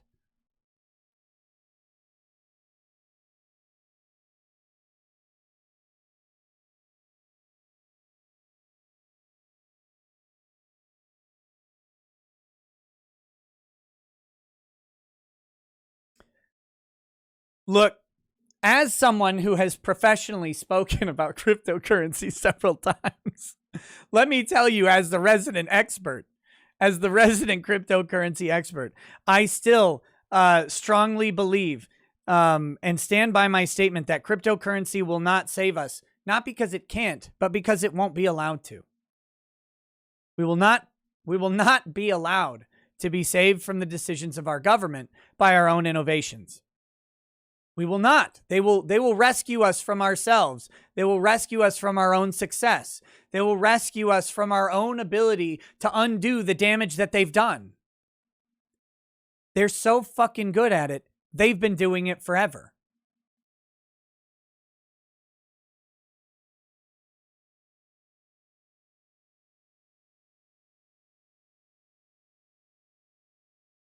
So that's the IRS talking about that one.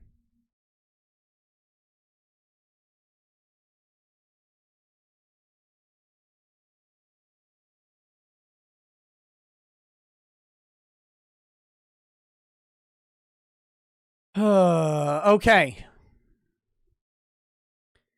Let's get to the other IRS story. Where's my window full of news stories?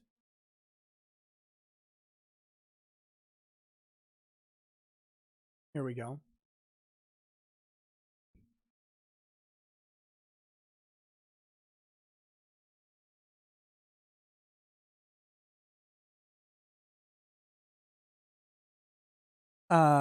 Here we are. Bam. U.S. proposes global minimum corporate tax rate of 15% with an eye on something even higher.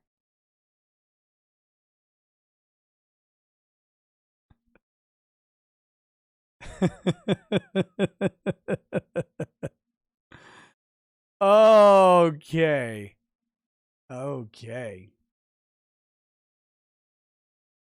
Key points corporations around the world should... Let's read the article. I don't like the key points. Corporations around the world should pay at least a 15% tax on their earnings. Look, it's Yellen.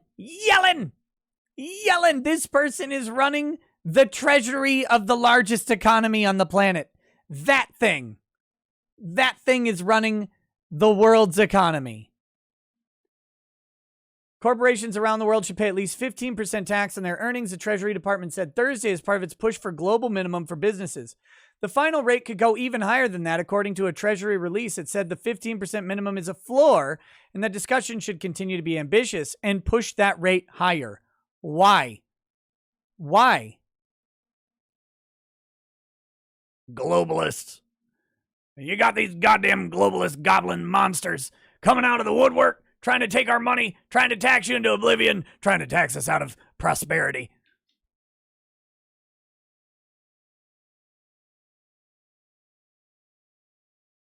U.S.-based companies currently pay a 21% rate, a level that was slashed during the Trump administration. Remember that big economy that we had? That was actually like a big, giant economy that was growing and roaring until they realized that Donald Trump was definitely going to get reelected if they didn't have something destroy the very successful economy of 2019. 2019. The economy is a roaring engine of success.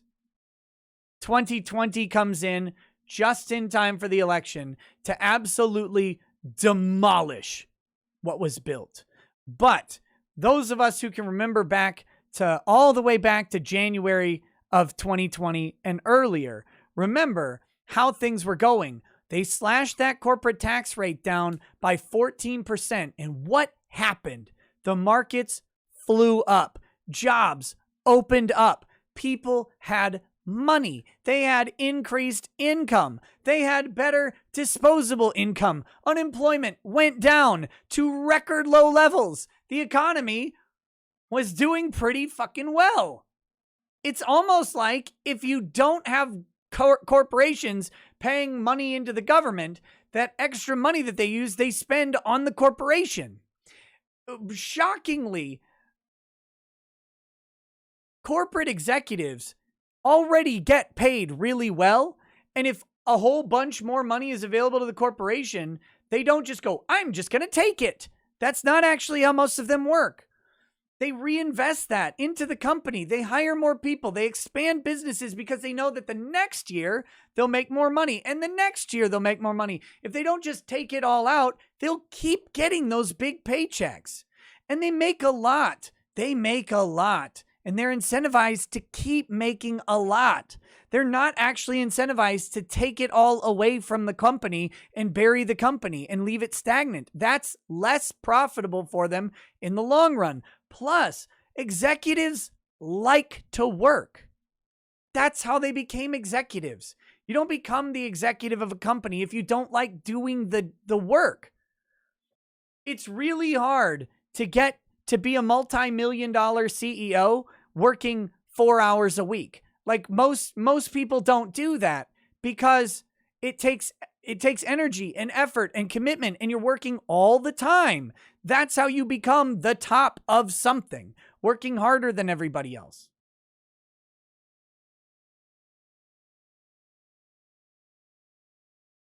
Under a proposal from President Joe Biden, the tax rate would be lifted to 28%, part of the plan to raise levies on both companies and the highest earners. But the White House wants to take its tax plans outside the border. These are the people that hire other people. And they want to take away money that is spent on jobs. I can't give you a more basic economic tax lesson on why high taxation and raising taxes is problematic, economically speaking. You take money away from the people who create the jobs, then they don't have money to create the jobs. Because they're not going to reduce their standard of living if they don't have to. Because you wouldn't either. If you don't have to reduce your standard of living, probably going to keep it standard.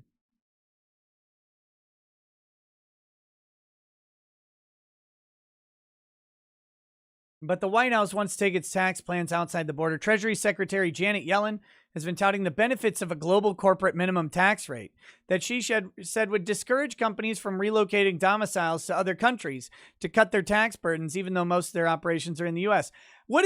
How is that a benefit to the other countries, though? That's not, how are you selling this? You guys need to raise your taxes so businesses don't move to your shit countries. Yeah, there you go.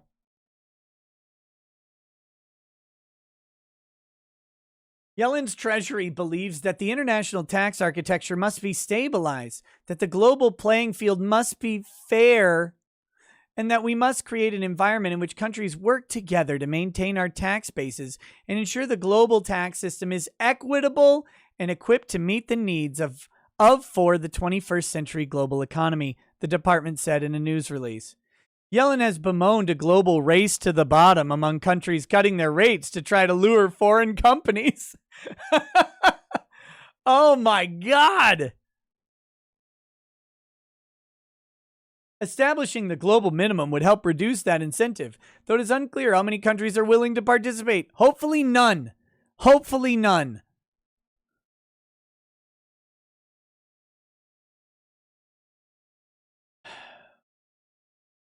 Treasury has made clear that a global corporate minimum tax rate would ensure the global economy thrives based on a more level playing field in the taxation of multinational corporations and would spur innovation, growth, and prosperity while improving fairness for middle class and working people. The news came following meetings with a steering group within the Organization for Economic Cooperation and Development that the Treasury said featured earnest talks of a global tax. Isn't that in the book of Revelation? Something about that. There's something there, I think. By the way, we're at 792 likes. That means we're just over 200 likes away from my next drink and probably a lot more anger. But that's up to you guys. Only like the show if you like the show. If you don't like the show, don't click like. Dear God, I would hate for you to do that.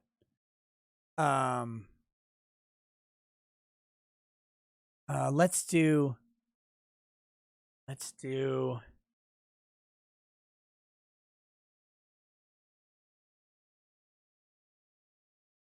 this one.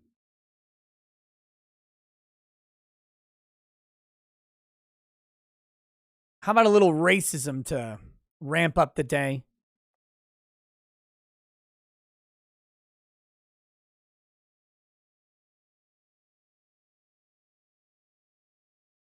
Deathwish says Lady Rackets is solid, but the hottest girl to ever exist lived in Burnsville for a while. I mentioned her during a Ty Beard stream. What was her name, Deathwish? Doxer. Here we go. Here's a little bit of racism to tip off the day. Chicago Mayor Lori Lightfoot will grant interviews only to black or brown journalists, local reporters say. Here we go. Lightfoot joins Stephanie Ruhle on MSNBC on Monday. Reporters out of Chicago are alleging that Democratic Mayor Lori Lightfoot is now granting interviews only to journalists of color.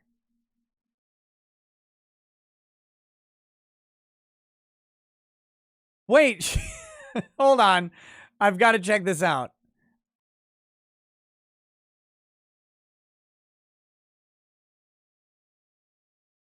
Is this a joke?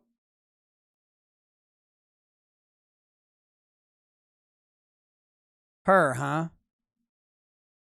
Okay, I don't know her. She's the hottest girl to ever exist, huh? I'll take your word for it, man. Like, these are just normal people pictures, so it's not like, you know, they're not geared for that. Here we go. NBC5, Chicago, political reporter Marianne Aaron took to Twitter on Tuesday to mark the midway point of Lightfoot's first term in office and apparently acknowledge her failed effort to land an interview. As Chicago's mayor reaches her 2-year midway point as mayor, her spokeswoman says Lightfoot is granting one-on-one interviews only to black and brown journalists, Aaron tweeted. And apparently, Aaron wasn't the only one. I was told the same thing, WTTW Chicago Tonight anchor and correspondent Paris Schutz reacted to Aaron's tweet. I can confirm, Chicago politics reporter Heather Sharon similarly tweeted. She used a flattering picture of her compared to the others. It is unclear when such a practice was enacted and if it only applies to local reporters, particularly after her NBC appearance with Stephanie Ruhle on Monday. Lightfoot was slammed on social media, facing allegations of racism for choosing to speak with journalists solely on the color of their skin. Chicago mayor appeared to confirm the practice on Twitter. It's a shame that in 2021, the City Hall press corps is overwhelmingly white in a city when more than half of the city identifies as Black, Latino, AAPI, or Native American. Lightfoot wrote on Wednesday, diversity and inclusion is imperative across all institutions, including media.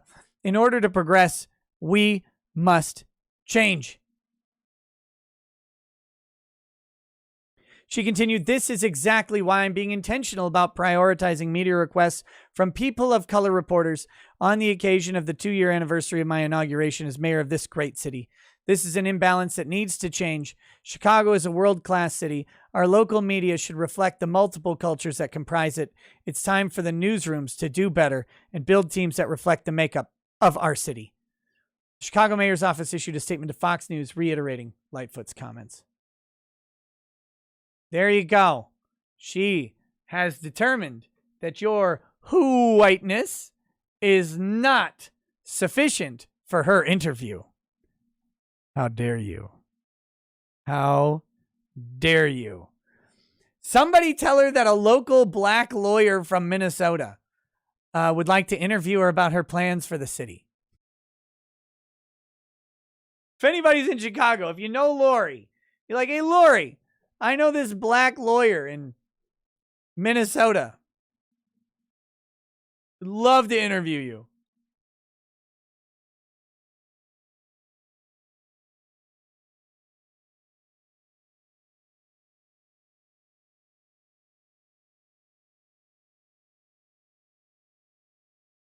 You know what's utterly depressing?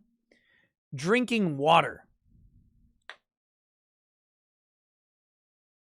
Ugh. Lol, are you African? Yes. Of course. In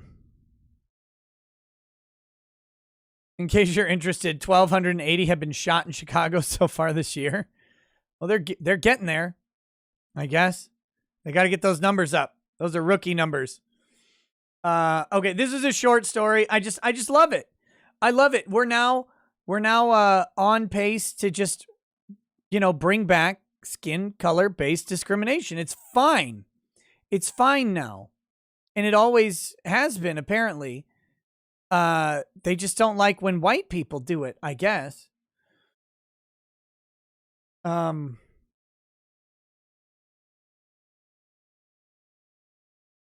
Let's continue racism talk.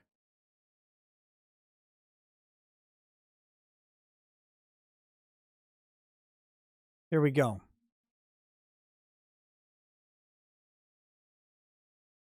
Protests after North Carolina University denies tenure to the 1619 Project journalist. Board of Trustees denied tenure to Pulitzer Prize-winning reporter Nicole Hannah-Jones, whose work focuses on institutional racism. Racism, as would say. We've got a chat here from Pop Up Headlight. Says corporations literally funneled money into Biden's campaign and got this in return. Zero sympathy. Also, thanks again for listening to the music I sent you. Cheers. Yeah, man. Oh, hey, I haven't played that on stream yet, though. I could do that. We'll do that maybe in a minute. Pop Up Headlight dropped he did a blues cover of my intro song, which I thought was pretty cool. So we'll probably play that in a minute after we get the blues from this poor woman's plight. Oh my God, you do not need fucking registrations.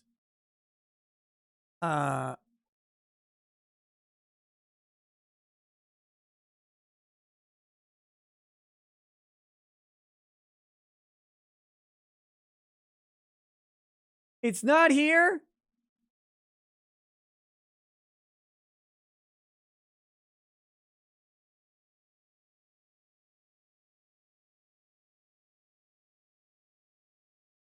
Hold on, I'm archiving it right now.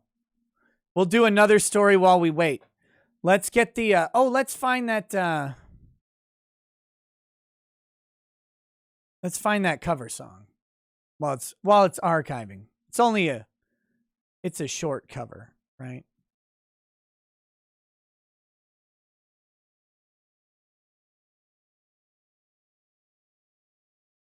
Shit. Where is it?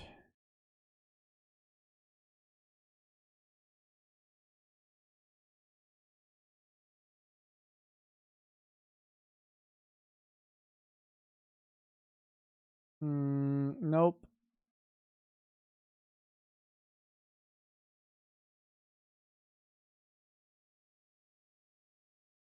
Oh my God, why can't I find it?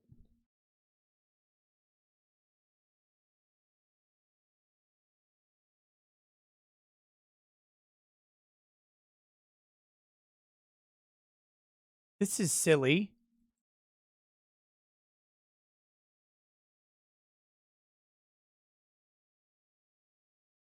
Where is that?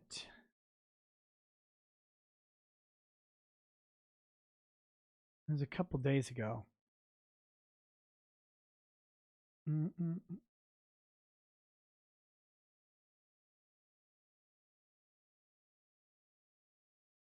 Mm-hmm. Mm-hmm. Mm-mm.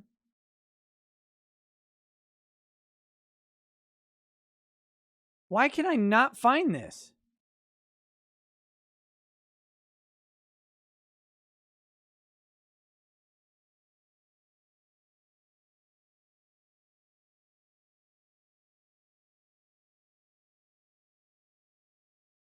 I know it's somewhere here.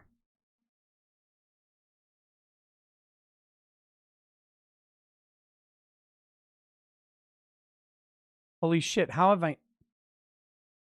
You emailed this to me, right?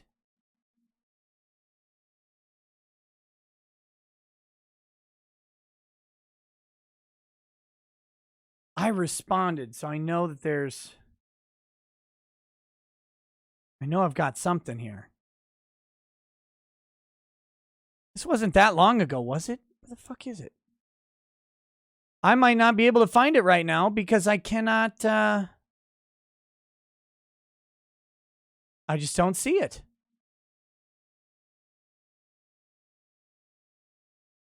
It's the weirdest shit. I know you sent it to me.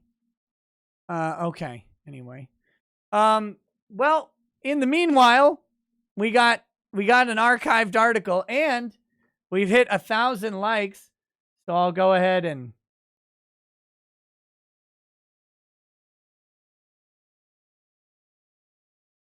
drink. It was a DM. Okay. That makes it easier. Here it is. Okay, thank you. Thank you.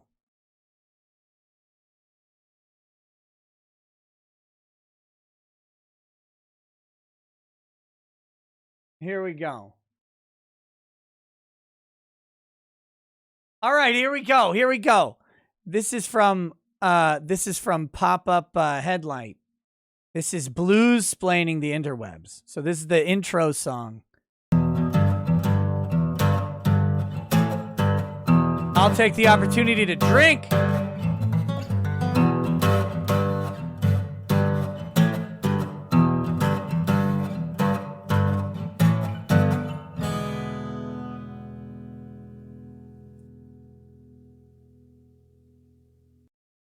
There you go.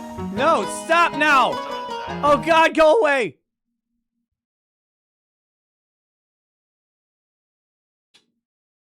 There we go. So that was cool. Thank you. Thank you for that chilled out version of a metal song. All right, where were we? Here we go.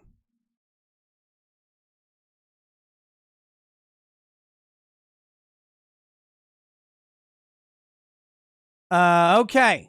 I don't play music, so all of it is like magic to me. Like my kids 4 of my kids play violin. 3 of them play violin and piano. 1 of them plays violin, piano, and percussion. And I watch them play, and I'm like, I guess, like, I started teaching myself piano several years ago, but I ran out of time.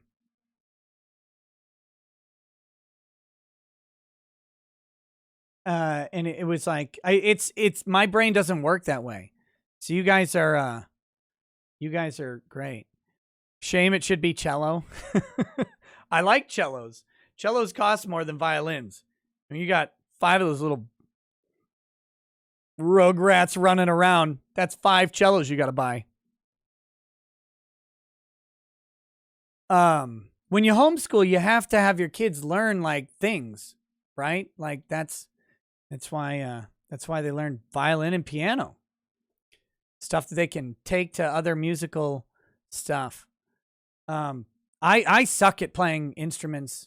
Like I said, I was starting to learn piano, plunking away on the keys. I can read notes, but my brain doesn't process the notes fast, right? So like it takes me a minute to, it's like, okay, that's a C, A, B, like, you know.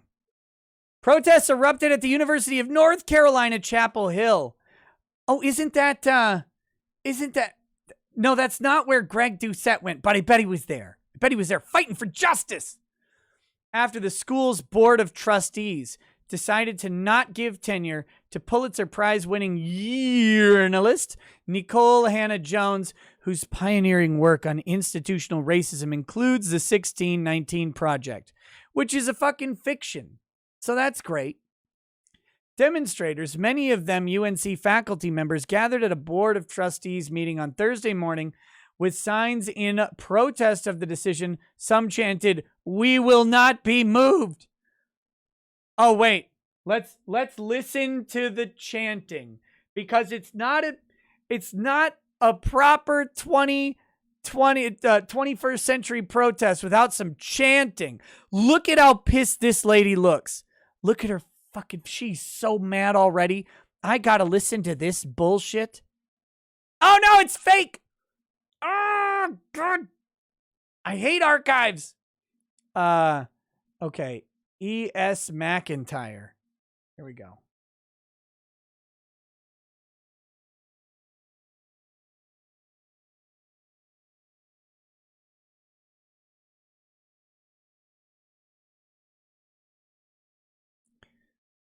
All right. I'm going to have to go back through 4,000 tweets. Here we go. Retweeting herself. God, these people are embarrassing. This is always, it's like the biggest thing in their entire lives is that they went to some fucking hall and chanted. Teaching moment for my reporting students. Yes, sometimes journalists demonstrate, and we should. During my time working in Mexico, I went to countless vigils and rallies for colleagues murdered doing their jobs. We, especially those of us with privilege, must defend each other. Retweeting her own tweet. By the way, she also retweeted it. Or no, this is the original. Here we go. Are you ready?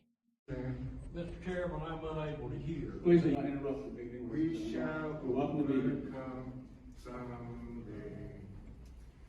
We will not be moved. We will not be moved. Get on key, get on pitch, and get on fucking melody. What is wrong with you? We will not be moved. I'm not interrupting. You are interrupting. Literally move him. That would be the funniest thing ever if they actually moved him. We will not be moved. Ladies and We will gentlemen, not be ladies and moved. gentlemen, the Campus Free Speech Act, passed by the General Assembly in 2017, requires us to protect the right to the audience to see and hear the event. Mr. Chairman, Lame. Weak. Black professors matter. Oh, here we go. Here's another one. Faithful and bear true allegiance to the state of North Carolina and to the constitutional powers and authorities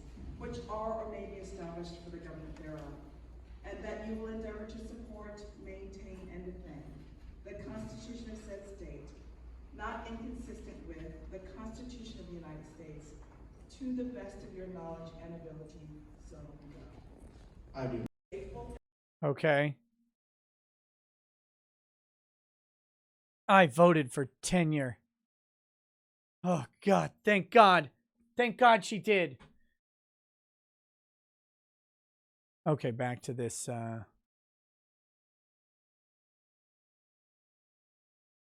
Historians, activists, alumni, students, and others have also expressed outrage about the board's decision, which followed conservative activists' complaints about the school board's decision to hire Hannah Jones. Bernice King, the minister and daughter of Martin Luther King Jr., said the decision was shameful on Twitter. Denying a tragic history won't make it any less so. It's not the history, though. That's not the truth. It's a propagandized history, which has its uses, but not for professorship of actual history.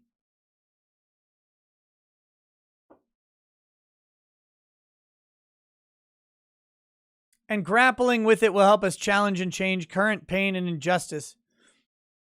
There's like Bernice King and then there's Coretta Scott King, who are like on opposite sides of the Martin Luther King spectrum. Hannah Jones, who is black, conceived of the New York Times Magazine's The 1619 Project, which captures the origins and legacy of institutional racism in U.S. history.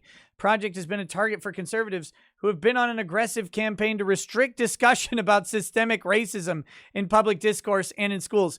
No, they have not. No, they fucking have not been on a campaign to restrict discussion about systemic racism. They've been on a campaign to dismantle the idea that critical race theory should be an integral part of elementary education. K through 12 education. You're talking about injecting extremely nuanced critical theory into literature and education plans that don't have the capacity to teach critical theory, and to students who aren't interested in critical theory. I will actually defend various critical theories as useful in the proper context of applying critical theory to various literary works. We can apply critical race theory to a literary work and see what we can learn about race and, discrimination to literally any work that's ever been written. You can apply it, and you can, knowing what the theory is aiming to do, figure out what you can learn about race interactions in that point of history, lens through a 21st century view. Fine. That's useful in some literary circles. It's not useful at all to K through 12 education. There's a reason we don't teach critical approaches to literature, not only to K through 12 students, but you don't even teach it to college students unless they specifically ask for it, because it doesn't matter. It's irrelevant to the overwhelming consumption of literature. You only need it to extract particular ideas from literary works in a focused field. That's it. You can apply feminist theory. You can apply location theory, geographic theories, map theories. You can apply, there's all sorts of critical theory out there. It's like Rule 35 of the internet. Like Rule 34 is the porn one. Rule 35 is there's a critical theory for everything if someone's bored enough to write it. And that's fine, because if you're trying to figure out, for example, like a history of Coptic language influence throughout the world, you might apply a critical Coptic theory to all sorts of different works of literature. And then you can go, okay, now here's what I'm doing. I'm extracting Coptic language etymology. I'm extracting Coptic myth stories that have translated into other areas. And that's what I'm trying to do, right? I'm trying to get to this thing. There's nothing inherently problematic about critical theories in general. It's how they're being used, and they're being used at absolutely inappropriate times with an inappropriate audience. You definitely do not need to be teaching kids any critical literature theory. They can't even read. They're coming out of high school functionally illiterate. They can't even order at a Wendy's when you come out of a Detroit school, and you're trying to teach critical theory to these kids? Stop. Focus on teaching the ABCs in the 12 years that you have them. And then maybe we can talk about critical race theory later. Jesus.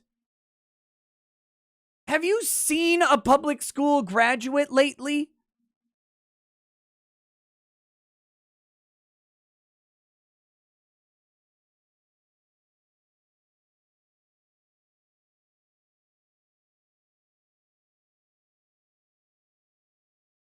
The MacArthur Genius Grant recipient, shows you what that grant is worth, went through the tenure process at the university's journalism school after being appointed to its night chair in race and investigative journalism. The journalism school's dean, Susan King, said during the process, Hannah Jones had enthusiastic support from faculty and the tenure committee in an interview with the progressive website NC Policy Watch. After the school's board of trustees chose not to approve her tenure, King said, "It's disappointing. It's not what we wanted, and I'm afraid it will have a chilling effect." Hannah Jones is instead going to be on a fixed 5-year term and will have the option of being reviewed for tenure at the end of the period. So it's not like they killed her. They just said, we're not going to give you tenure yet.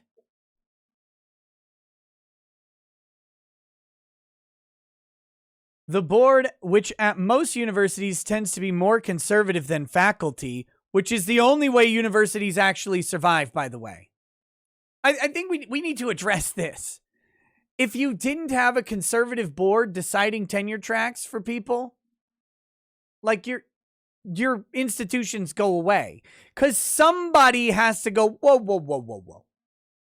Whoa. Holy shit. Whoa.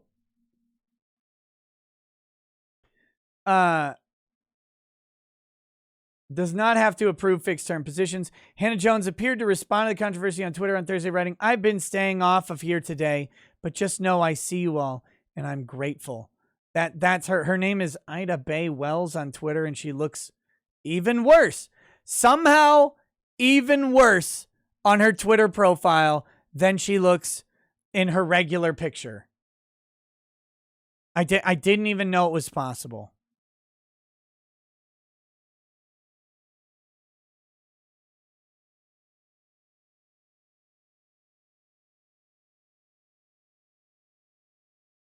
Several UNC graduates and faculty members responded to her post, writing that they were livid and horrified by the decision. Hey, leave.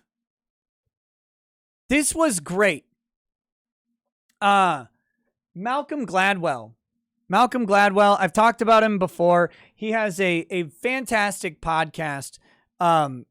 He's a very unmanly man in general, but he has a fantastic podcast called Revisionist History. And it's pretty neutral. Malcolm is not left or right. He's a centrist, right? And one of his criticisms, and this was about some protests over a college that refused to remove, I think it was Woodrow Wilson's name from the library. And they're like, Woodrow Wilson was a racist and his name shouldn't be on the library. And the student went in and protested. Right? And the board said, we don't care. We're not renaming the library or whatever building it was. And when asked if the student was going to quit the school, the student said no.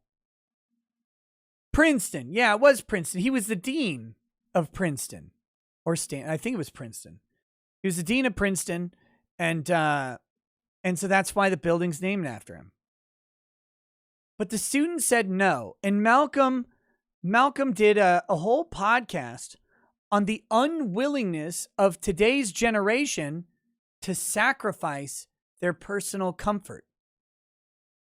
He's like, no one believes that any of these people believe in this change because none of them are willing to sacrifice their personal benefits for change.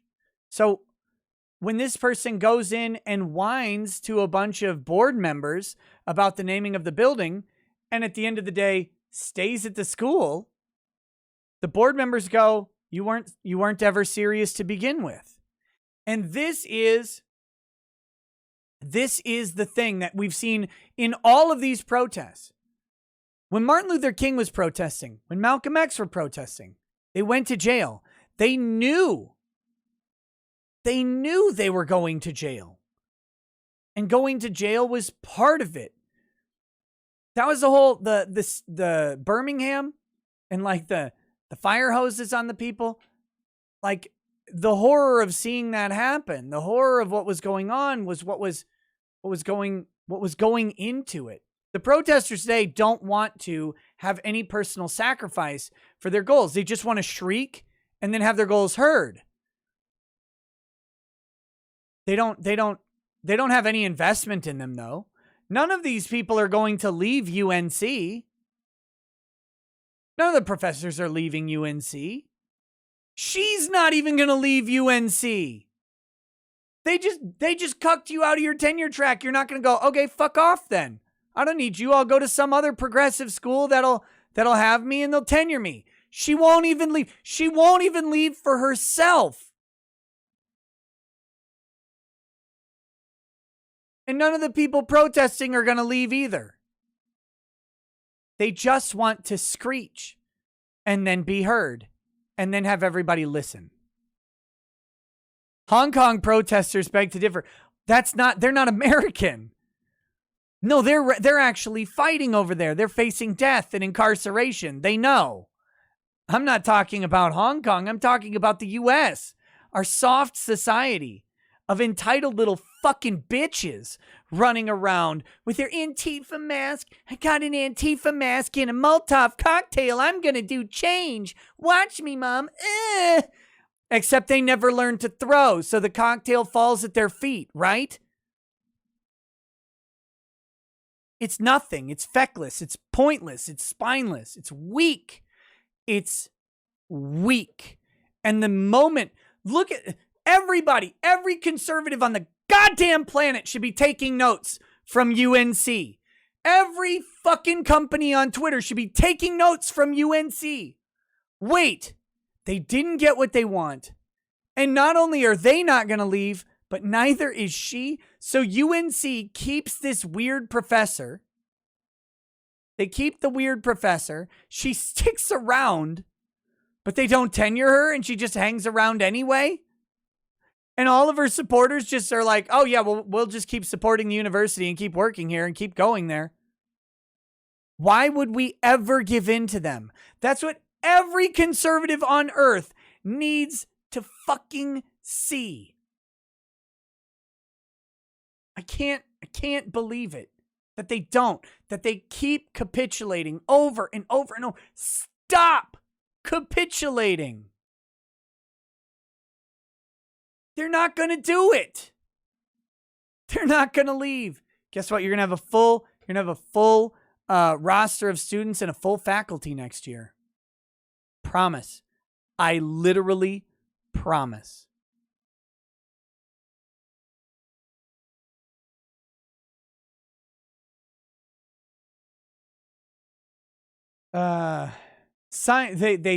More than 40 faculty members at the University Husman School of Journalism signed a letter calling the decision a failure and demanding more information.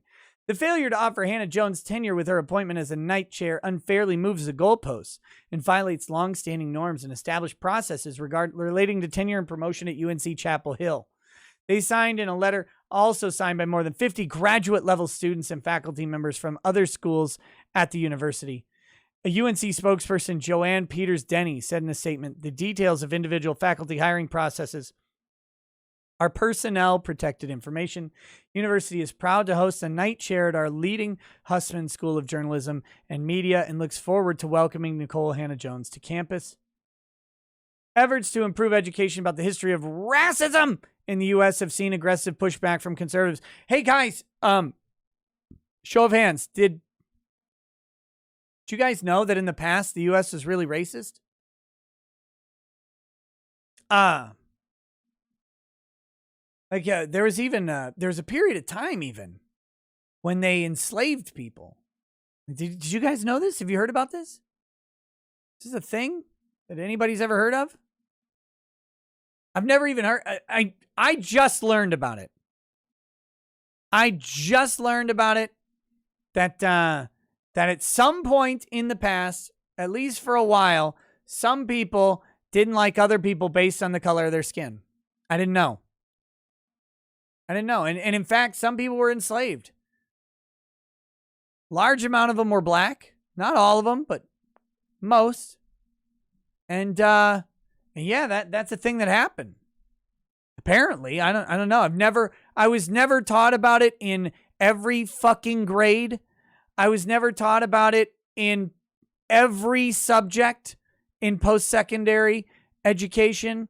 I was never taught about it in every subject in law school.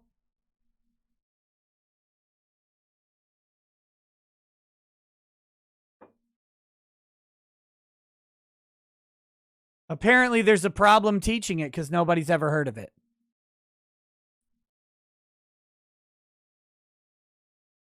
The 1619 Project was a target of Donald Trump, who as president attacked the work and created a commission to promote patriotic education. Earlier this month, Idaho banned critical race theory in public schools.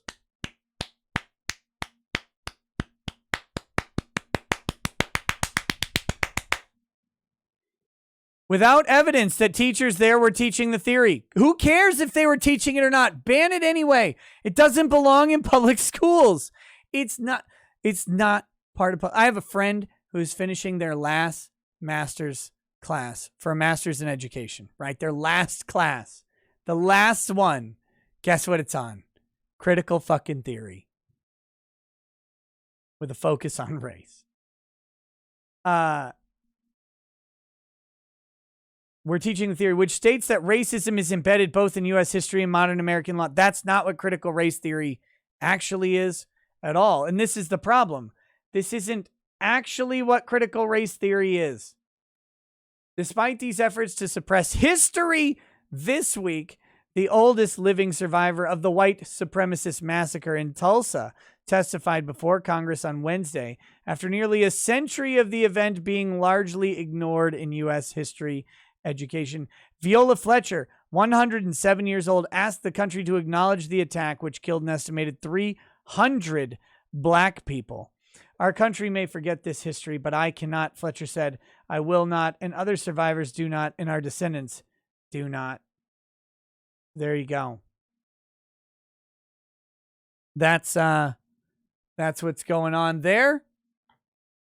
Fun times.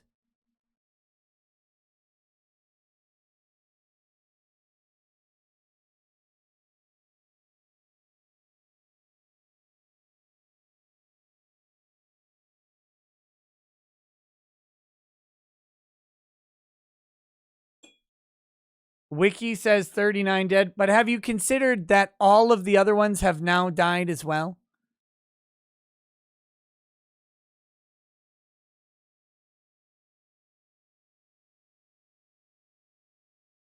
All right. What else do we have here? I have so many fun stories today. Here we go. This one I already got the archive for. Are you ready for this? This actually isn't surprising at all. I'm not sure why it's a news story, but I wanted to bring it up because it's just it's so perfectly encapsulates how the news works. But this one shouldn't surprise anybody. Chris Cuomo took part in strategy calls advising his brother, the New York governor, on how to respond to sexual harassment allegations. Of course he did. It's his brother. Of course he's going to do it.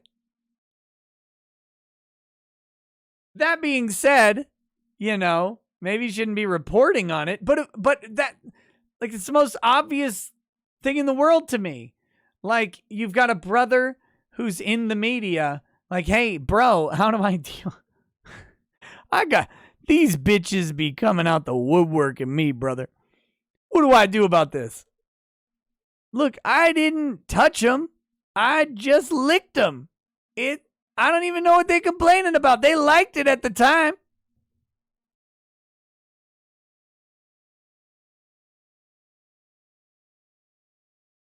CNN anchor Chris Cuomo advised his brother, New York Governor Andrew Cuomo, and senior members of the governor's staff on how to respond to sexual harassment allegations made earlier this year by women who had worked with the governor, according to 4 people familiar with the discussions. Cuomo, one of the network's top stars. Oh God, that's the saddest line in the whole thing. Oh God, poor CNN. Joined a series of or whatever. Where is he? Is he MSNBC? CNN, yeah. Poor CNN. Woo. Joined a series of conference calls that included the Democratic governor's top aide, his communications teams, lawyers, and numbers of outside advisors, according to the people familiar with the conversations who spoke on condition of anonymity to describe the private sessions. Wait, they're speaking anonymously to describe privates? OnlyFans when? The calls occurred earlier this year when a growing number of claims that Andrew Cuomo made inappropriate comments or touched women without their permission had escalated into a political crisis for the 3-term governor. The cable news anchor encouraged his brother to take a defiant position and not to resign from the governor's office, the people said. At one point, he used the phrase cancel culture.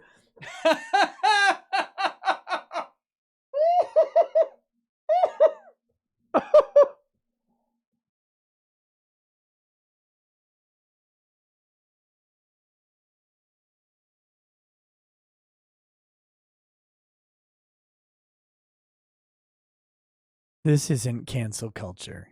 This isn't even fucking close. You embarrassments to humanity.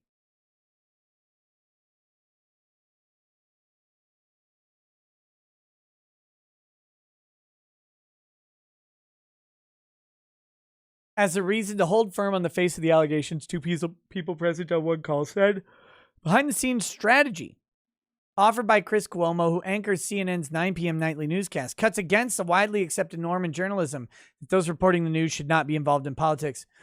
If you are actively advising a politician in trouble while being on-air host on a news network, that's not okay, said Nicholas Lehman, a professor at Columbia Journalism School and a New York staff writer. Why are we still pretending that mainstream journalism is detached from the political class? Are we still trying to do that? Like, is the Columbia Journalism School still fucking pretending that every single little communist that comes through the school is not immediately going to hook up and probably fuck a whole bunch of politicians to get stories and then get wrangled up and apologize for all of their political decisions, specifically Democrats? Are they still providing, like, they probably have a modeling and photography class on their required journalism thing just so they can learn how to focus the camera on their vulva for their OnlyFans. Are you fucking serious? Are we still trying to pretend that journalists aren't literally just 21st century whores for the political class? Guy and girl, you think Don Lemon isn't getting reamed out from some Democratic politicians? Of course they are. Of course they are.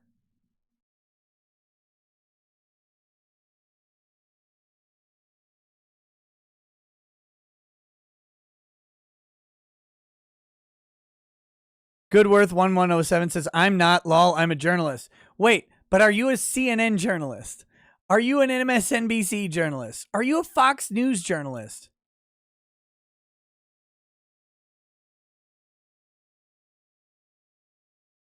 If you are actively advising a politician in trouble while being an on-air host, that's Columbia. In a statement, CNN acknowledged that Chris Cuomo took part in the strategy session, saying his involvement was a mistake. Chris has not been involved in CNN's extensive coverage of the allegations against Governor Cuomo, on air or behind the scenes. Bullshit, the network said in a statement. in part because, as he said on his show, he could never be objective, but also because he often serves as a sounding board for his brother. However, it was inappropriate to engage in conversations that included members of the governor's staff, which Chris acknowledges. The statement added, he will not participate in such conversations going forward. Bullshit! And it's bullshit that of course he should. That's his fucking brother. Oh my God. What, are we kidding? Just acknowledge his bias and ignore it. It's his own brother. If it was your brother or my brother, of course you'd talk to him. That's your family. The fuck are we doing? Why are we pretending? Of course he's going to talk to his brother. Oh, he's not going to participate anymore. Yeah, right. He's going to shut out his own goddamn brother. These motherfuckers eat linguine together. And you're like, oh, yeah, no, he's not going to hang out. They're not going to talk anymore. No one thinks he's objective. No one ever thought so. Just say it. By the way, he's Governor Cuomo's brother. Same last name, much relation. They actually talked about this. Don't trust him. Just put that on the bottom.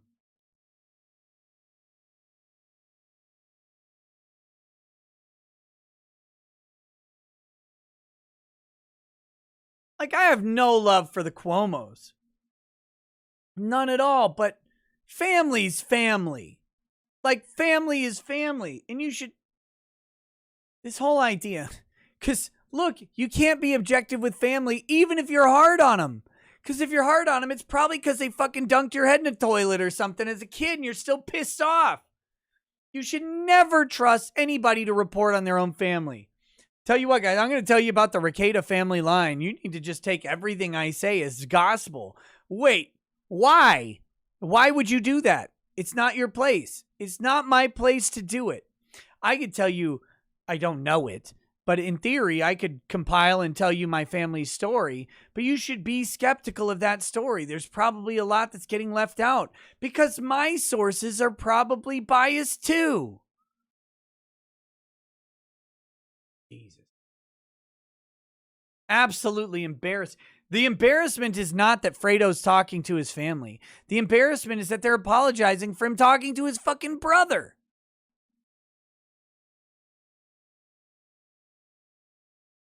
Let's go to another racism story. Are you ready? Let's call this one Pick the Race of the Mayor. Maybe that's probably against YouTube's terms of service. Here we go.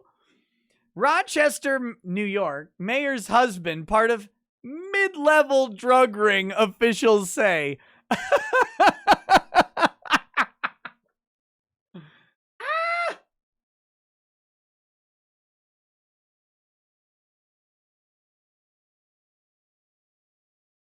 Get this shit off there. The husband of Rochester Mayor Lovely Warren, her name is fucking Lovely, was allegedly peddling cocaine as part of a mid-level drug ring in the city, officials said Thursday. Weird. New York State Police took Timothy Granison, obviously doesn't have the same last name because why would you, into custody Wednesday evening after executing a search warrant at the home on Woodman Park that the 42-year-old shares with Warren and their daughter. Wait a minute. Look at how this is worded. Okay, I want you to pay attention here because look at what they're doing. This New York Post. New York Post is actually kind of a based and red-pilled operation. But listen how they're saying.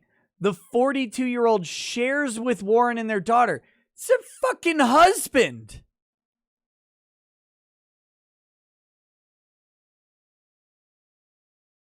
Shares the residence. Yeah, he lives there. It's their house.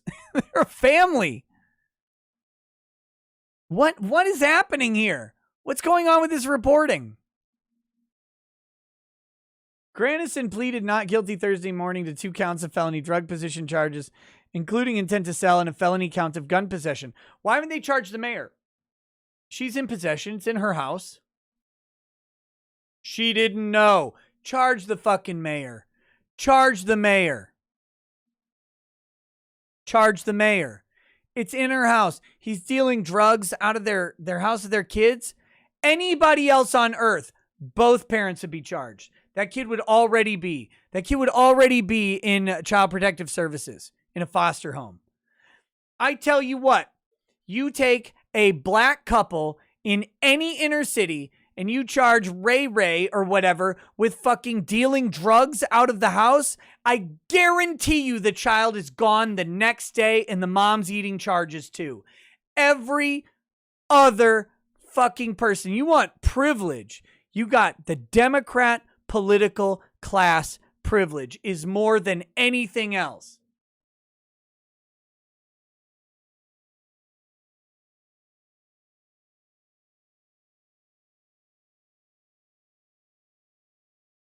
Court documents allege Granison had 31 grams of coke and an unregistered firearm in the house, according to the Democrat and Chronicle. I wonder if Lovely is opposed to firearm. Does anybody know anything about the mayor of Rochester and what her stance on guns is?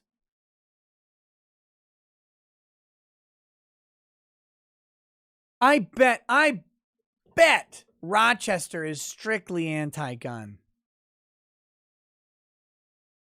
She didn't know, though, I'm sure. He was released on his own recognizance with a future court date. Just let him out. No bail. It's fine.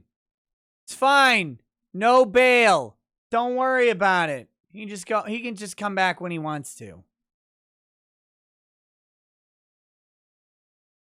Authorities said Granison was busted after an extensive sting operation that spanned 7 months, led to the seizure of 2 kilos of powdered crack cocaine valued around $60,000, 3 guns, and more than $100,000. This isn't a picture related to the arrest. This is just him normally.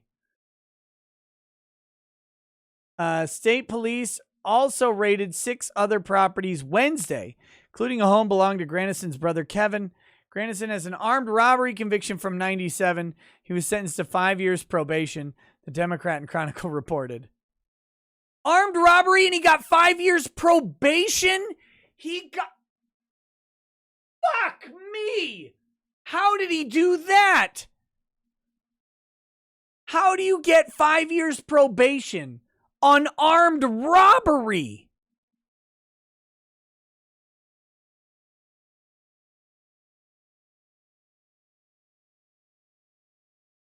Are you kidding me? I can't tell if this is the wife or the husband here in the picture. Marty Lund says, Nick, they can't admit that it's a clear conflict of interest. Look at how incestuous their relationships are with the DNC and Democrat admins, Obama and Biden. You have people running/reading the news who are married or stooping Democrat staff all over. Oh yeah. It's an embarrassment. Journalism's fucking dead in the mainstream outlets.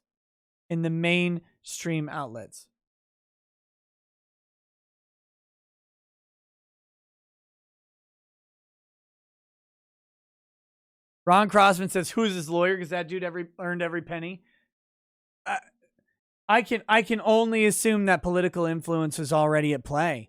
I mean, like taking out everything, right? You just say, black man, armed robbery, 5 years probation. I'm sorry. Are you serious? What? I thought this was America, where we treated black men badly in convictions, and largely we do. Like, that's a real thing. Black people are often convicted more harshly of the same crimes for various reasons, because it's never the same crime, right? There's all sorts of stuff. But that is a shocking 1997 even. That is a shocking outcome. Monroe County District Attorney Sandra Dorley told reporters after Granison's arraignment that more arrests were in the works. Look at that. She's not been charged so far. We're not done charging yet, Dorley said. We're not done with this investigation. She added that Granison emerged as a player in this narcotics ring about 3 months ago. We would deem this to be mid-level suppliers, and if you think about the amount of cocaine that we were able to seize, that's significant, Dorley added. A spokesperson for Warren said late Wednesday that the mayor had just had learned of the sting and was expected to make a statement Thursday. She just learned about it, y'all. She had no idea what was going on. It's fine. She has not been charged in connection to her husband's alleged crimes.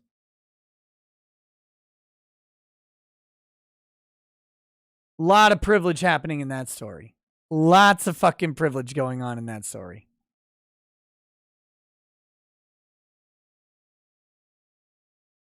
Woo! Guys, we did it. I finished the white wine Aaron malt. Aaron malt with the Sauternus cask finish. Terrible whiskey. This is $95. Don't ever buy it. Buy any cheap whiskey, $20 or whatever, and then buy a bottle of barefoot wine, $9 or whatever. White wine, like a Sauvignon Blanc or a Cabernet, not a Cabernet, Sauvignon Blanc or a White Zinfandel. It doesn't matter. Just a shitty white wine. And then you drink a sip of scotch or whiskey or whatever, and then you follow it up. You chase it, if you will, with a sip of white wine. And that's what every sip of this $95 whiskey tastes like. It's garbage. It's an embarrassment. Don't ever buy it. Don't ever buy it. Absolute fucking garbage. That said,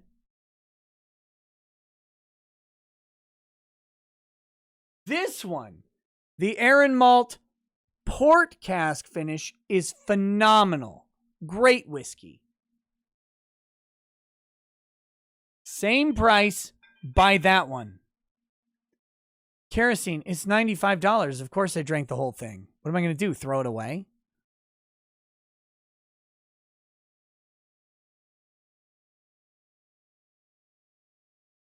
The port cask finish, Aaron Malt, is really, really good, by the way.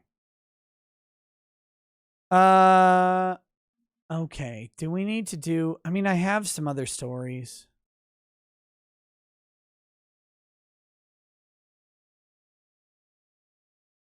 Biden signed a hate crime bill. Aims to do... Here's what the new hate crime laws aims to do is attacks on Asian Americans rise. And it's literally nothing. It does nothing. All it does is it's a reporting bill. It spends a bunch of money creating committees on hate crimes and then doesn't do anything. I have a good pro-cop video. And then I have a super bad anti-cop video. Fair and balanced here. I'm not going to pull it up. I'm not going to pull them up, but I'll talk about them. So there's a Virginia deputy who lifted a car by himself. He lifted a fucking car by himself to save a woman who was trapped under the car after an accident. There was a sunroof, and the woman was like half outside the sunroof, and her face is in the ground. She can't breathe very well. The kids are in the car. The video doesn't show it. That's the problem. The video doesn't show it, but the cop runs up. There's a kid in the car, like talking and crying to the mom. There's a kid outside the car. He gets the kid outside from the inside of the car, and then he fucking pushes. Apparently, the video goes dark, so you can't see anything. But he pushes on the car. You hear him like, ah, like, right? Like he's lifting this car. He's fucking pulling it, and the woman is able to get her head out from under this vehicle and crawl out. Which is amazing. Amazing. This motherfucker, he even walks up to the car and he's calling in. He's like, I need help. I can't get her out. Can't get her out. And then he fucking does it. He's like just fucking hulks out, and he lifts like in my imagination, he's like, and he like lifts up the car and throws it across the fucking earth. But in reality, he pushes on the car, and he's able to get enough leverage for the woman to crawl out of there, which is a huge feat. It's huge, and it's awesome. It's great that he did it. It's great that he did it. Very, very cool story. I would show the video, except it doesn't show anything. So it doesn't even show the cops like pictures. So I don't want, there's nothing to show. I wish, the video's really fucking cool. Like if they had a third person view of it, but there isn't one so far. The next one, the bad one is an old video from, where was it? Cops in Louisiana. This is back in 2019. So a guy gets in a high-speed chase with cops.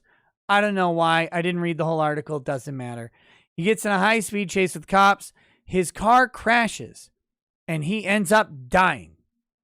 Now, I say he ends up dying very intentionally. He didn't die from the car crash. That's what they told the family back in 2019. They're like, yeah, your asshole motherfucker fled from police and he died when his car crashed into a tree or whatever. That's not what happened, though. He was alive. They pulled him out and they kicked the ever-loving shit out of him and they tased him a whole bunch saying, hey, motherfucker, this is for like making us chase you, you piece of shit. Like Shaft, right? I'm going to kick your ass for making me run. They actually did it. And they beat the shit out of him after pulling him out of the crashed car. And then he died after that. They also put him in a chokehold. Not quite clear on when exactly he died. That's fucked up. That's some bad coppery right there. Like the guy's an asshole. Yeah, he led you on a high-speed chase, put everybody in danger, piece of shit, yes. However, he lives through the crash. They pull him out. I don't know if he was going to die or not, but they beat the fucking hell out of him. They drag him across the ground by his feet while he's handcuffed. They put him in a chokehold. They tase him a whole bunch, and he ends up dying. And that's the type of shit that you shouldn't do. But then again, like these cops have body cameras. The cops have body cameras.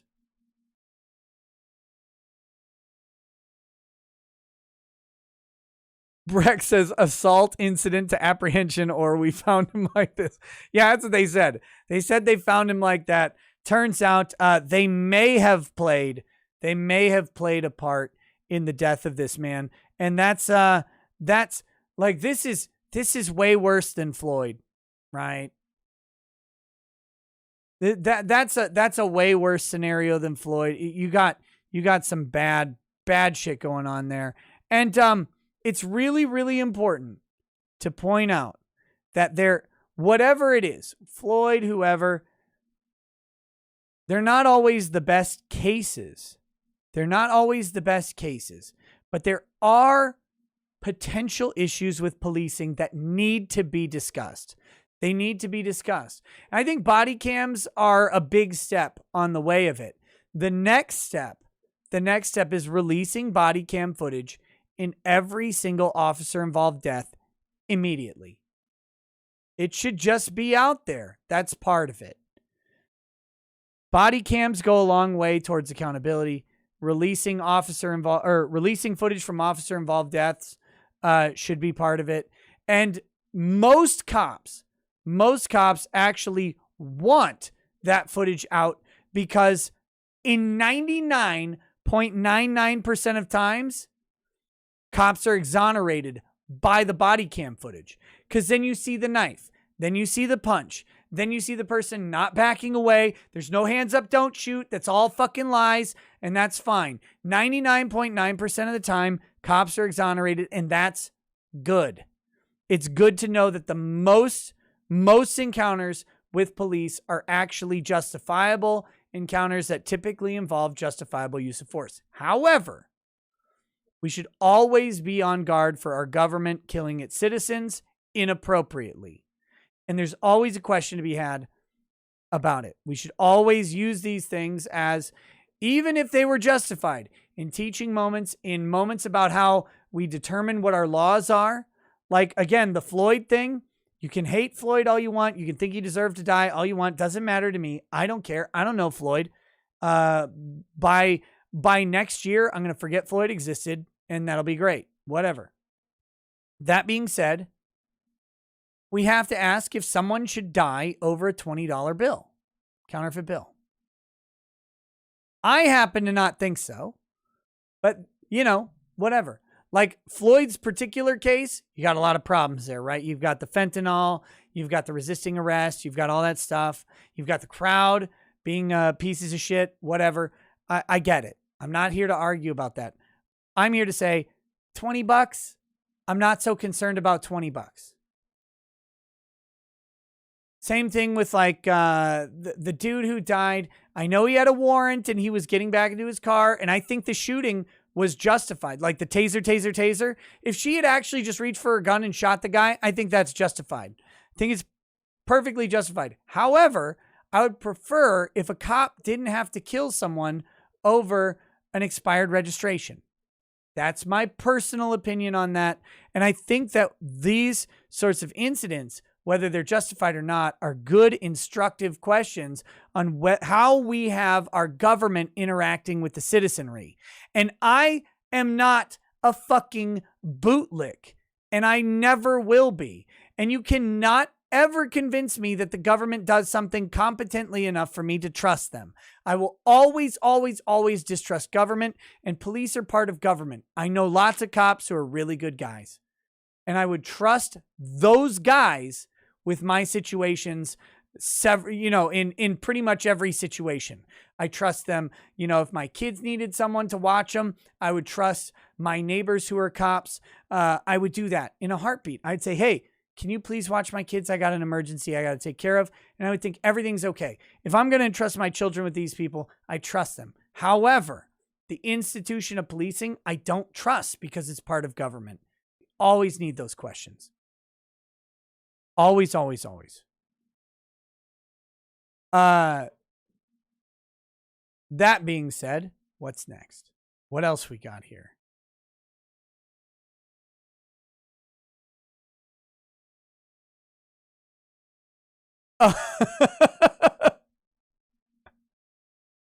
Oh, Death Wish. Death Wish sent me a picture of the hottest woman to ever live. I'll politely disagree. But buddy, you go for it. I love it. This is why people have different tastes in women, and I celebrate different tastes in women so long as they're not fat. Levi Sorensen says, I love licking Miss Piggy's boots. Stop it. Show it? Death Wish, are you still there? Can I show it, Death Wish? Look. I'm not going to show it until Death Wish says it's okay. Can I show it? You tell me, Death Wish.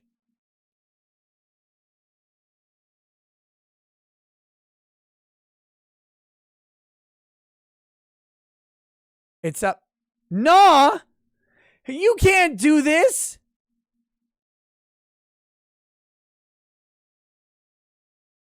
You can't cuck the chat like that.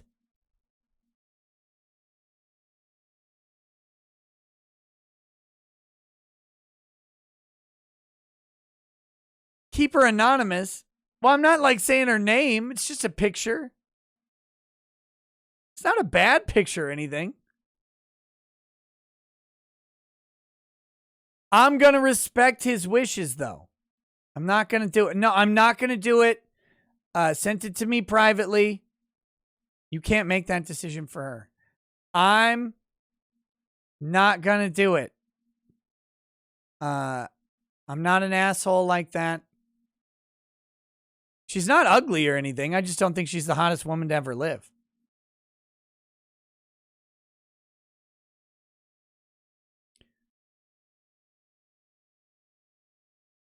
Look, no.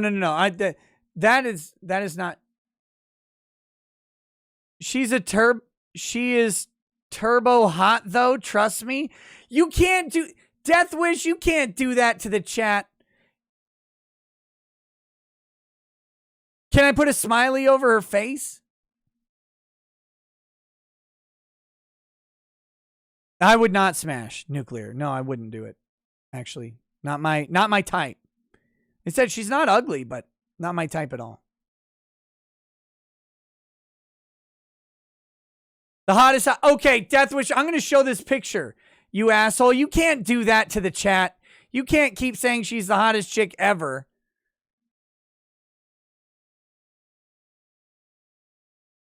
Is it? It's not your wife, is it?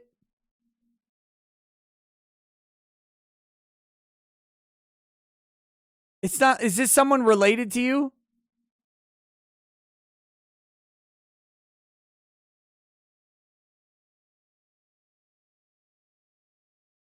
Oh, come on. This is just a random person then.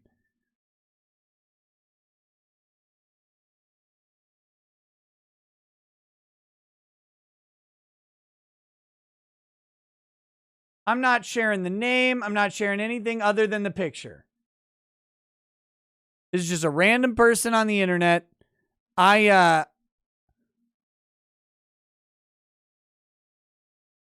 No.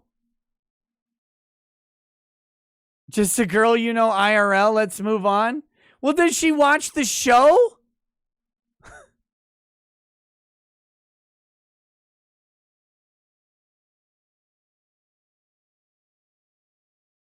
Just share Ashley Tervort. Who's Ashley Tervort?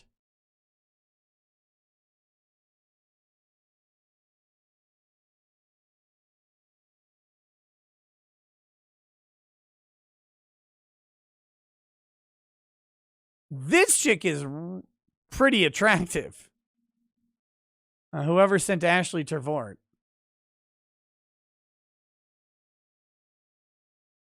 Got some heavy hangers. Yeah, I'm not gonna share this girl. I'm not gonna share this girl. I'm not gonna share it. She's not a public person or anything like that. Look, I don't think she's the hottest girl who's ever lived. She's not ugly by any means, but I think it's next time don't send me the picture if you don't want me to share it. We'll share Ashley's pictures real quick on Instagram. Here you go. Here's Ashley Tervort. I think this girl is much more attractive than the other girl because I'm like an asshole. But this is a good looking lady. Here you go.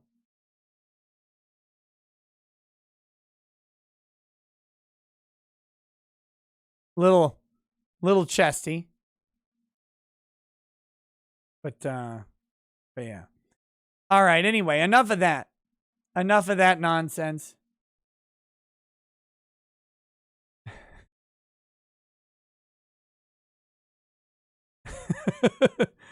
Deathwish, I had her Instagram. You sent me her Instagram and I looked at it and I was like, I mean, she looks like a normal person. Okay. All right, let's do chats and wind up the show. Oh, I didn't talk about the Turbo Thought though. You guys just reminded me. The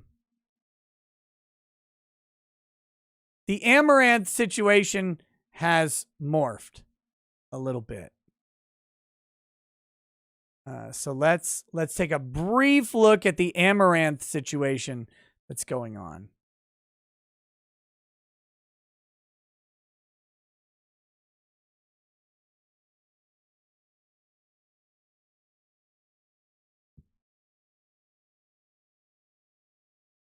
This is from Jersh. Janny Jersh. Here we go. He says, surprise, softcore porn star on Twitch goes hardcore porn star the second she's not able to run ads. Consequence only of advertisers contacting Twitch Amazon with their concerns. Nothing else. On one hand, free speech. On the other hand, directly advertising porn stars to kids. So here she goes. This is her on May 18th, right? This is yesterday. 2 days ago. And then here's her 9 hours ago. my hottest stuff ever. Big surprise. OnlyFans.com/Amaranth. And then 23 hours ago, okay, I started an OnlyFans. Blink, blink. So, listen. Amaranth having her advertising dollars taken away, as I've said, is lame. It's a lame thing. I think she's overstating the impact of it, but if anyone took any of my money away, I would be annoyed. I was annoyed when I lost New Project 2, right? New Project 2 was $800 a month, and some dumb motherfuckers with the stupidest fucking conspiracy theory I've ever heard that could only be conceived by a gaggle of retards filleting each other constantly came up with the idea that New Project 2 was a money laundering scheme. It would have been the shittiest money laundering scheme on the entire fucking globe, you morons. You abject fucking fairies sitting out there sucking yourselves off all fucking day for $2 or whatever. Fuck you. You cost me $800 a month that didn't need to occur. You're pieces of shit. I fucking hate all of you, and you're all fucking gay. And I know you sit there and dildo your own asses all fucking day, and then you lick the shit off the dildo like a bunch of Preston Poulters. Fuck you. You're fucking stupid, and you're so fucking stupid that you don't even know it. You think you're right, which is even more embarrassing. It's pathetic. You and your fucking internet research into money laundering. You know literally nothing about money. It shows how embarrassingly fucking poor all of you dumb motherfuckers are who thought this is a money laundering. He's laundering money. He's laundering money. It's not enough money to commit a felony for anyone who's ever even gotten a paycheck in their life. You embarrassing Social Security riddled AIDS motherfuckers. It's pathetic. Let me tell you about the time when people took my money. I fucking hate when people take my money, right? I fucking hate it. And these fucking fat gay Canadians up there ass raping each other and sucking each other off all day, trying to think that they're smart, are actually the dumbest fuckers on the planet. Just as dumb as any motherfucker from Kick Vic who's like, Nick is probably laundering the money through GoFundMe. How poor even are you that you would think this was said at the time that the GoFundMe was like $30,000? It's like, I'm a lawyer. You think $30,000 is worth risking my entire life? Like I'm going to commit a felony in public for 30 grand? Like, don't get me wrong. I'm bitching over $800 a month right now. I will take $30,000. You want to give me 30 grand? I'm not going to turn you down.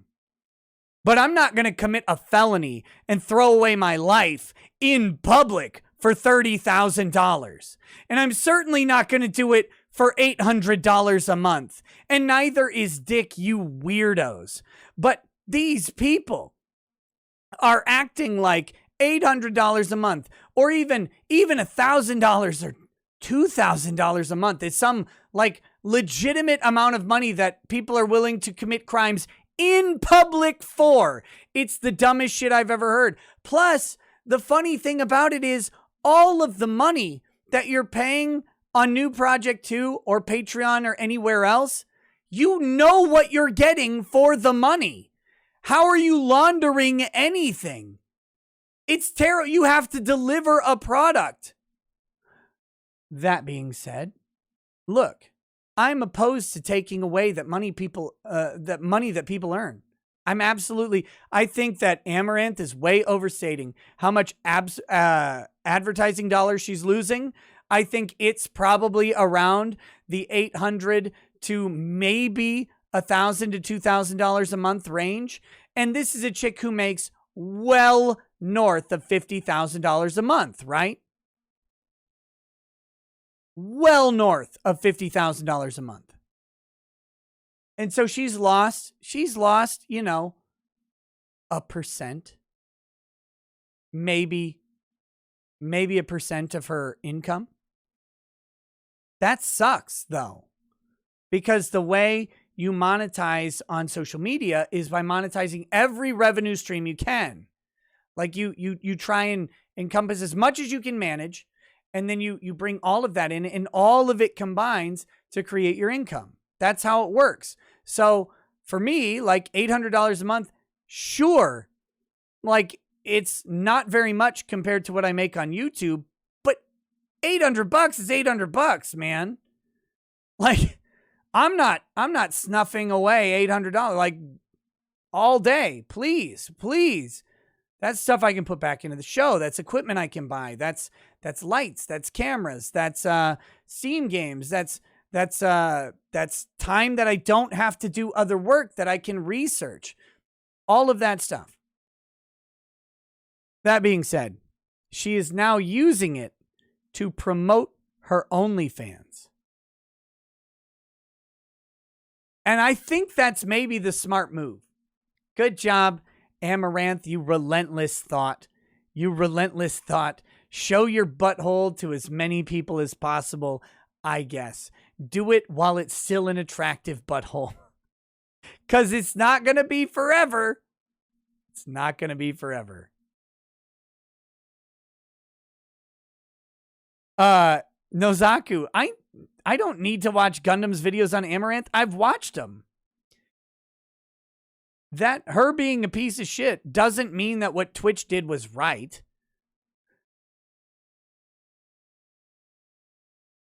Twitch promotes Amaranth. For better or worse, Twitch does. So for them to then take her advertising is bullshit. That's not going to change my position just because she's an asshole that she shows. I guess she shows herself on her OnlyFans. I don't know. Her being an asshole doesn't mean that she deserves unfair treatment from Twitch. They promote titty streamers. They do it. They love it. They want it on their platform. For them to then come out and say, yeah, her advertising needs to go away is silly. Of course they want her advertising dollars. They want her to stay on Twitch. They want her to stay there and jiggle a whole lot on that Pickle Rick. That's what they want her to do. So to take away her advertising dollars is bullshit. But she has now used it to promote her OnlyFans. And my point in this is that she's overselling the loss of advertising revenue, which for her literally is not that much, to grift OnlyFans. And guys, stop buying these hoes OnlyFans and stop paying them on Twitch. Jesus Christ. Just go to Pornhub like a normal, refined individual. Jerk off, because you're getting literally the same level of interaction that Amaranth is getting you by writing your name in Sharpie on her arm. But you get it for free. Just go jerk off to whatever pornography suits you. You can find all of Amaranth's leaked OnlyFans pictures. You can do whatever you want. You don't need to pay these fucking thoughts to show their bleached assholes on Instagram or whatever. You don't need to do it. Stop doing it. Oh my goodness.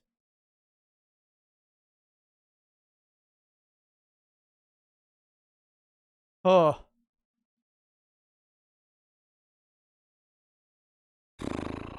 Okay. Got that off my chest. Again, look, I think the girl can grift on Twitch all she wants. I wish guys would stop paying for that. It's vapid content. It's completely pointless. There's no thought put into it at all. There's nothing.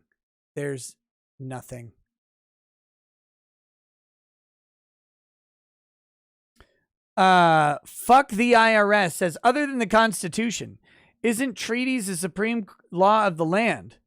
I mean, they are the law of the land. Won't tax treaties stop any global corporate tax, as they have to be renegotiated and requires 2/3 of the Senate and the president as well as the other side? I mean, they're just pushing for it now, so we'll see. Deathwish says, rackets, I'm still turbo drunk. Please send whiskey. Shadows King 101 says, you're not drunk enough to allow me to show a picture. You're not that drunk. Shadows King 101 says, I had a friend in a similar situation that cucked John. His girl was messaging her guy friends. Difference is he put his foot down immediately. Said, if you keep messaging these other guys, we're done. Shut that shit down with the quickness. Good. It's a shit test, by the way. Women want you. They want you to shut down those conversations.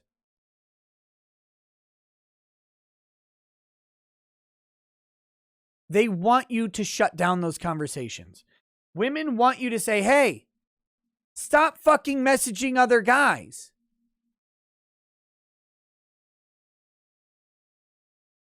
They're not trying to shit test you. It's part of the nature of woman to make sure that the provider that she picked is a proper provider. And if you can't defend her from Chad and Tyrone, then you can't defend her from anything. Look, men are biologically engineered to protect the resource of birthing. And women are biologically engineered to find that resource and make sure it's the best one. And if you're not willing to say, hey, the other tribe needs to stay the fuck out my home, then you aren't a good protector and provider. This is the ultimate issue here. And women want that. They want to be valued enough that you say, hey, knock it the fuck off. You're mine. You're mine. They like that. I know it seems weird because of all the feminist bullshit that's going on, but women like to be desired. I know it's hard to imagine that they put on makeup, they wear clothing to make themselves desirable. They post selfies on Instagram all fucking day, and shocker, they want to be desired. Yes, desire them. Desire them. That's the whole point. This whole thing about the male gaze, it's all fucking bullshit. Here, I'll prove it. I've got proof. I've got fucking proof.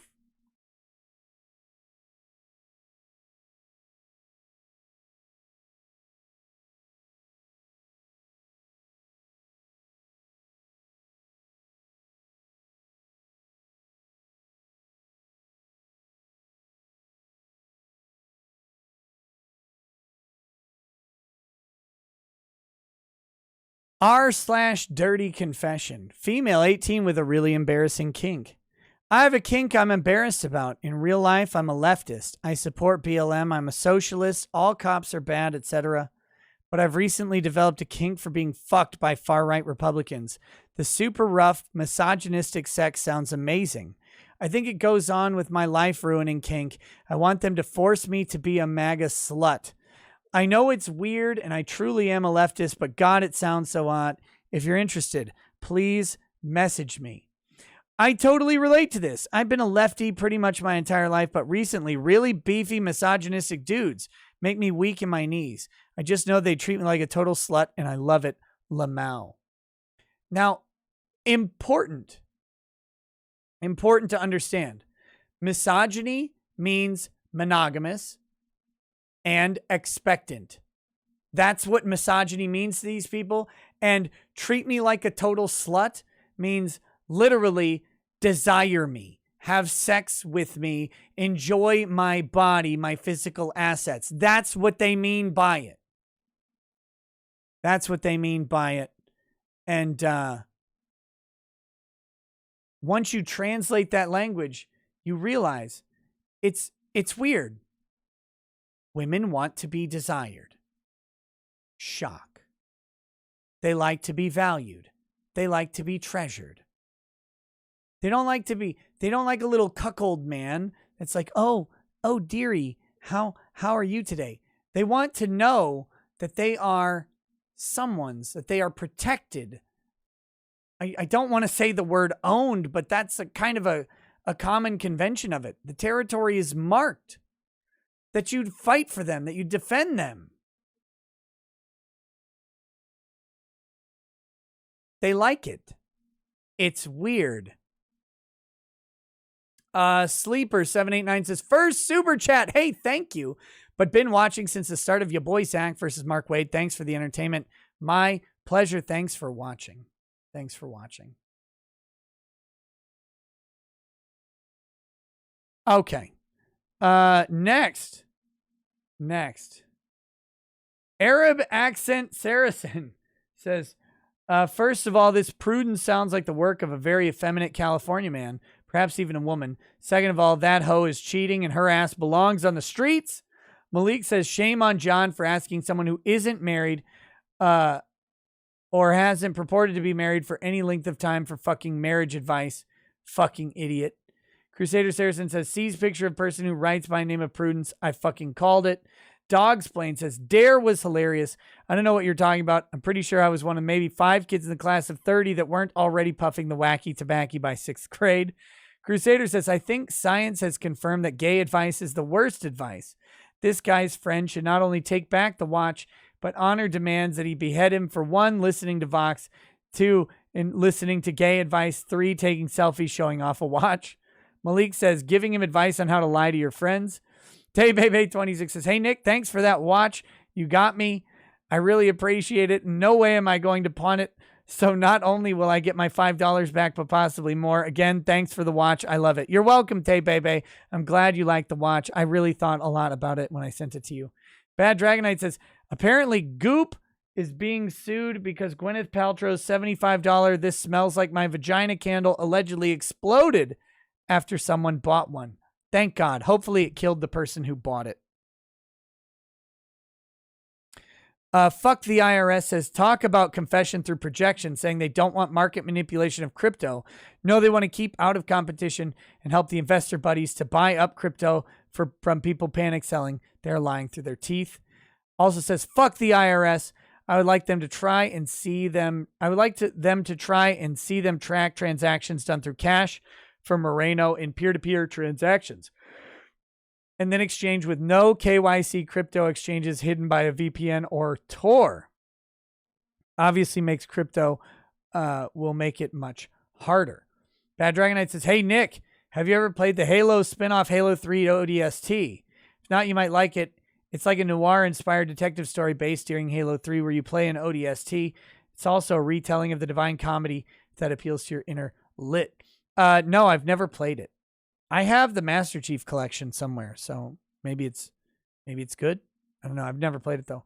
Malik says, has anyone noticed they have started capping the B in black when describing a black person? Yes, that is a conscious decision by journalism. I'm seeing it more in articles about blacks that speak through the liberal lens. You know who else first letter we cap when we mention him? Coincidence? Maybe. God, I think is who he's talking about there. Kool-Aid Man says, oh yeah. Hey, Nick, a legal question. One of my mommies is saying I knocked her up, which is an outright lie. I pulled out way early on that one, but seeing as how I'm a walking pitcher of ice cold, delicious Kool-Aid, will I have to pay child support if true? Yes. Yes, you will. Sell more Kool-Aid. Tess Holiday says, I love chocolate, but I can't eat it because I am anorexic. But it's so good. Ed Gein says, Death Wish is a pussy. If you're going to brag about her, then nut up. I'll DM you a real woman on Discord. Oh, my goodness. Oh, my goodness. You motherfucker. No. No, I hate you. I hope you die. Crusader says, is it wrong to not want to marry a girl who had an OnlyFans but left it behind? If you're already married and she brings up making one, is that grounds for a divorce or at least a serious discussion?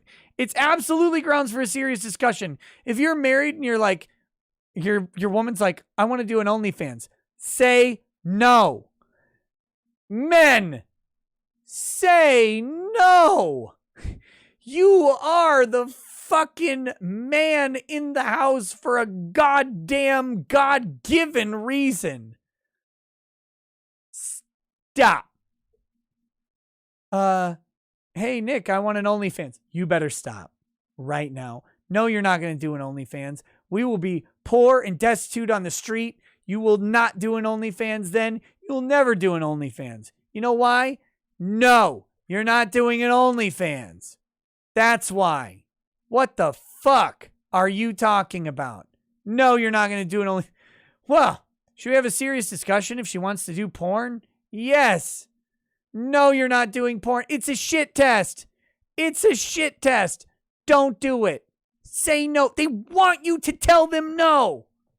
They want you to tell them no. That's why they're asking you.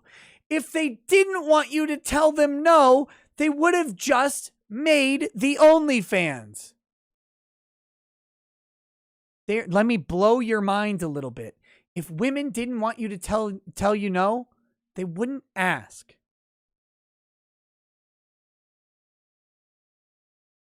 Hey, should I go have sex with another man? No. Oh. Hey, should I take pictures of my vagina and send them to strangers? No. Hey, what about my tits though? No. Of course not. What am I, iDubbbz? No. No, no, no. Women ask you shit all the time. They want you to say no. Can I buy this? No. Oh, okay. I don't really take care of finances, so I wasn't sure. When they buy shit all the time. They buy clothes. They buy shit all the time. They have your credit card. They buy stuff all the time. Then they come up and they say, can I buy this? No. Why not? You know why. You asked me. You buy shit all the time. Why would you ask about this one? No. You want me to tell you no.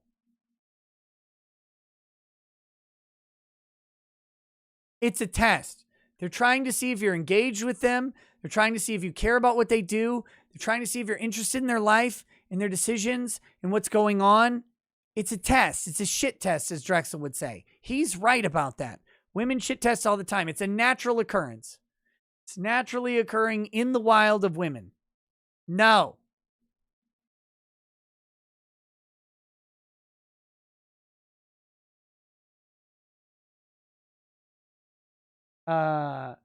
Malik Foxon says, you know that saying, never get between a man and his money? That's a fucking real thing. You don't touch a man's livelihood. Wolfgang says, have you heard of Oregon counties voting to secede into Idaho? Crossroads with Joshua Phillips covered it today. And fuck you, don't judge my poopy cock licking. Cell55 says, could cop body cams be used to violate Fourth Amendment rights? Not sure I like the idea of more government surveillance. Look, if the cop is looking at you, you're under government surveillance. So body cam isn't changing the amount of surveillance that's happening. No. They are accountability for the police. Every single citizen should want a body cam on every police encounter that they're involved in. CJ Ocean says, would love to see you review video of exchange between Senator Rand Paul and Dr. Anthony Fauci by C-SPAN. I might have to do it on Locals or on Odyssey because I can't review that on YouTube. I'll get thrown off. Silky Johnson says, hey, Nick, when it comes to these e-whores, when they finally hit the wall, and hopefully they hit it hard because they are awful people, how do you think they will react? Will be entitled anger, a desperate anger, or hilarious anger, or the sampler? It'll be all three. It'll be all of them. All of them. Look, all I got to say to e-girls, get that money while you can. Get it while you can. Make good decisions. Invest it well. Look, do it. I have no problem. I have no problem with e-thoughts making money. Make it all. I will tell guys over and over, stop doing it. They don't care about you. You're not getting the interactivity you want. Look, go find an e-girl with like 80 viewers and talk to her. Like, if you really want that interaction, you want to pay for it, I'm not going to shame you at all. Don't do it to Amaranth. She doesn't care about you. But a girl with like 80 viewers, and there are cute ones. There are cute ones out there with like 50, 80 viewers or whatever. We were looking at them in Discord the other day. You go to them where they'll actually interact with you if that's what you want. If you want to pay for interaction, I'm not going to shame anybody for anything like that. I'm saying these girls with 10,000 viewers live, they literally aren't interacting with you. It's nothing. It's nothing. Go, first of all, you should try real human interaction. I know that can be hard for some people. Again, I'm not here to shame people on that shit, but in general, like you're not getting what you think you're getting from an amaranth. Go find some cute girl with way less followers and give them money. They'll talk to you. They'll actually spend time talking to you, I guess. If that's what you want to do. I wouldn't do it, but that, I'm me. Anon says, hypothetically, if a soon-to-be ex-brother-in-law caught a criminally negligent vehicular homicide plus DUI, could there be ramifications for the spouse? How do fines work? Is it at sentencing? Oregon, if that matters. Prayers for the victim's family. Welcome. Wait, what? So a soon-to-be ex-brother-in-law caught a criminally negligent vehicular homicide plus DUI. Could there be ramifications for the spouse? The ramifications for the spouse are if the money is in the joint account, get it out. The spouse should empty those accounts immediately. That's what should happen. I hope that comes through. Because the government will take the money from whoever owns it. And in a marriage, typically it's 100% ownership for both parties.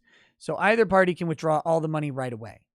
So if your spouse is caught in a hit and run and it's going to be an ex-spouse, get the money away from them before the government takes it. Catholic priest says, by Allah, there's nothing more repulsive or disgusting than these so-called pro-choice Catholics. But mea culpa, what can I expect from the nation founded by Protestants and Anglo rebels? Wolfgang Deo says, okay, so if women are allowed to abort babies, my body, my choice, including vaccines for the common cold, can a man decide not to pay child support? Nope. My money, my choice would rather pay for OnlyFans. No, you cannot. Ed Gein says, show chat, you coward. You was talking all that good shit a minute ago. Show them that sexy woman. You guys want to see the sexy woman that Ed Gein sent to me? You want to see her? You want to see her?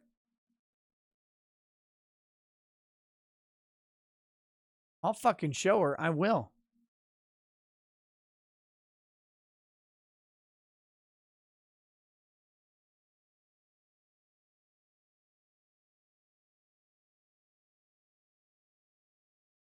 There you go, chat. That's what he sent me. That's what he sent me, and you deserve all of this.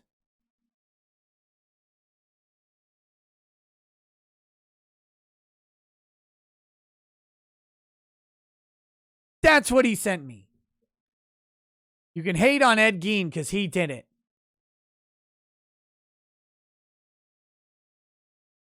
Okay. Wolfgang Deo says, on time and super straight. Meh, screw the lights. We can still see her ugly, handsome when self-identifying self-whitey. But Baneling is late and gay, though. Baneling is late and gay all the time. The gray one says, I will not live in the pods. I will not eat the bugs. For real, though, it's in response to shortages globally. Almost like if no one works, nothing is made. But that's none of my business. Michelle Lee says, XP Pen is also something worth checking out. Have had iPad Pro and Wacom too. So XP Pen's a good one, huh? Anime Moon says, read Berserk, all of it. Rip Kentaro Miura. I'm not going to read Berserk. I'm not going to read any manga. I don't have time to read fucking anything. It's taken me, I'm like a month behind in finishing Luther. And that's a short book. CJ says, sent yesterday, said Garmin meant Gaomon. Take a look at Amazon. Decent sale going on now too. Have the PD 2200, can comic draw and CAD with it. Wolfgang Deo says, the hero always gets all the girls. Evidence of absence is not absence of evidence. All the girls swoon. A word they never knew.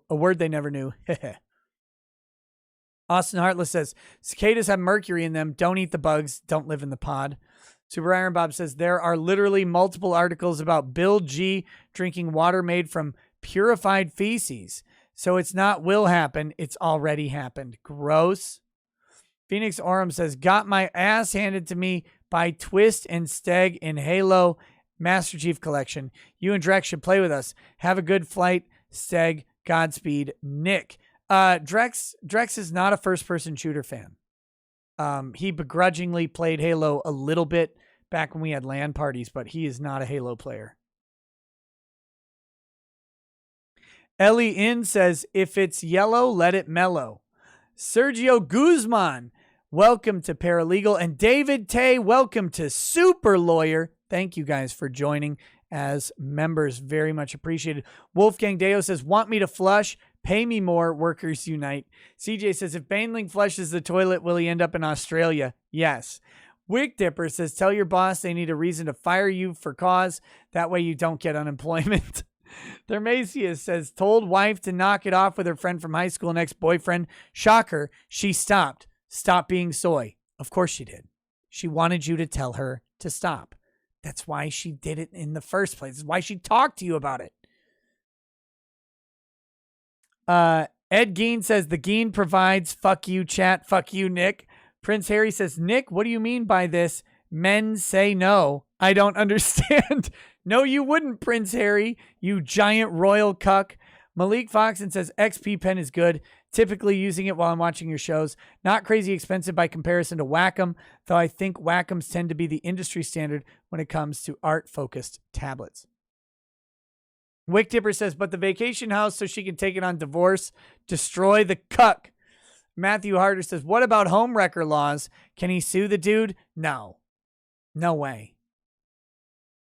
I'm not familiar with any home wrecker laws, but I can't imagine them being effectively enforceable.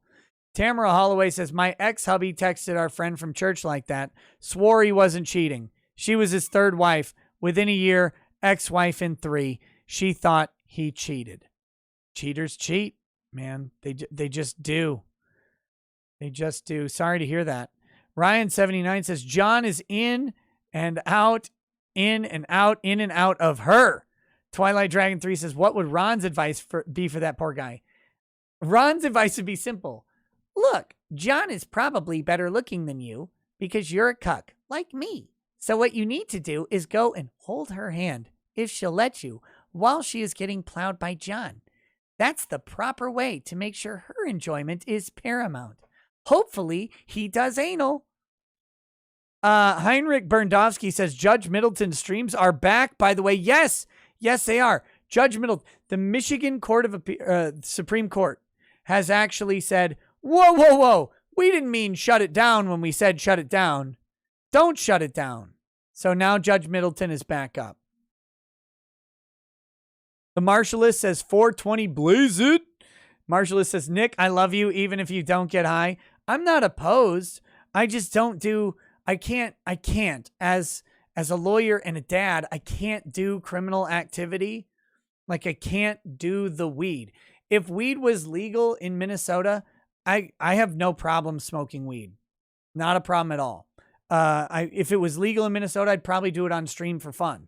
But that being said, it's not legal here. And until it is, I can't engage in that activity. I got kids.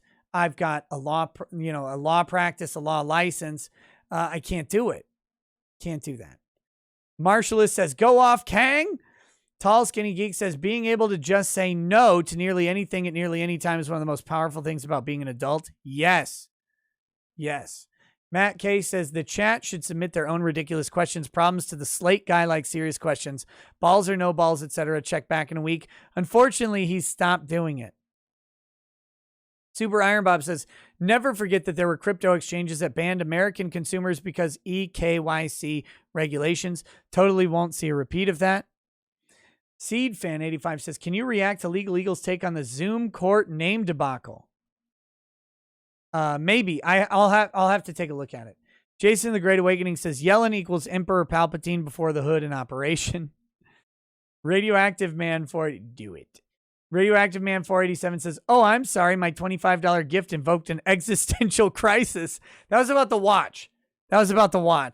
Right there.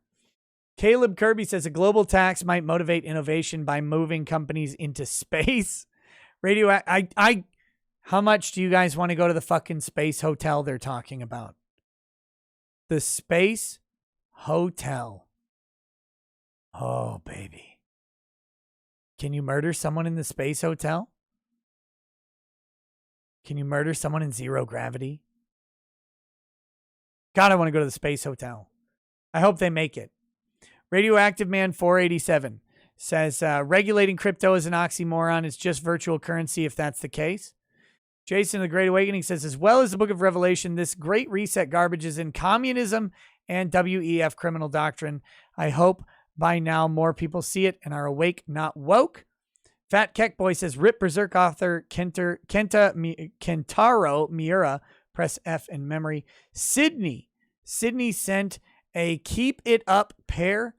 Thank you. It looks like a workout pair. I'm actually, hopefully, going to be able to go on a run tomorrow. My legs still hurt today. First run of the season is always rough. So I'm going to try tomorrow. Hopefully my shins are recovered enough to get a pounding again. Andrew War Snowboard says, do you know if Blacks in Lockhart has a basement that I could rent? I had Famous Dave's tonight and it sucked. I want to live in Texas anyway. Oh my gosh. No, there are no basements. There's not a basement in Lockhart, Texas. Stop that. Just go work at Blacks in Lockhart anyway. Famous Dave's is embarrassing. Embarrassing. Mulfiard says, be a man, buy him a tuba. Regrets are for the weak. Jason, the Great Awakening says, how do you expect to brainwash kids with the ultimate grift, communism, without forcing it into schools? Not So Handsome Jack says, I graduated high school in 2014. I feel sorry for kids nowadays. Yeah, you and the rest of us too. WLT, welcome to super lawyer status. Thank you for joining the channel membership. Much appreciated. Levi Sorensen says, looking like Krusty the Clown. That was the non-tenured chick. Jason the Great Awakening says, centrism is far-right extremist according to these psychopaths. Yeah. Wolfgang Deo says, I have the GI Bill, and so when I said I did not care if I have to take the burden on the chest and leave, it wasn't just $15K, but a $90K loss to them. Nice.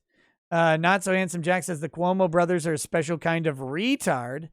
Wolfgang Deo says, yes, $20 is not much to us, but it is a year's salary in Africa. I think it's like a week's, but okay. As such, while we shouldn't try to kill a thief, which counterfeiting is, it happens. It does happen. And we should just look and assess when things like that happen. That's all I'm saying. I'm not saying change everything either. Just look and assess. Reminder, we have a relationship between the citizenry and the government, and we can evaluate the nature of that relationship at any point.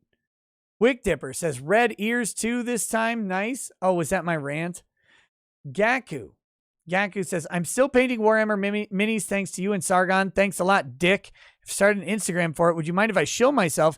Keep up the good work. No, free speech in the chat. Shill as much as you want. You can't share the link because I had to disable links, but feel free to shill in the chat. Absolutely. Send me pictures of what you're painting too on Twitter and stuff, or on Instagram. I'm on Instagram.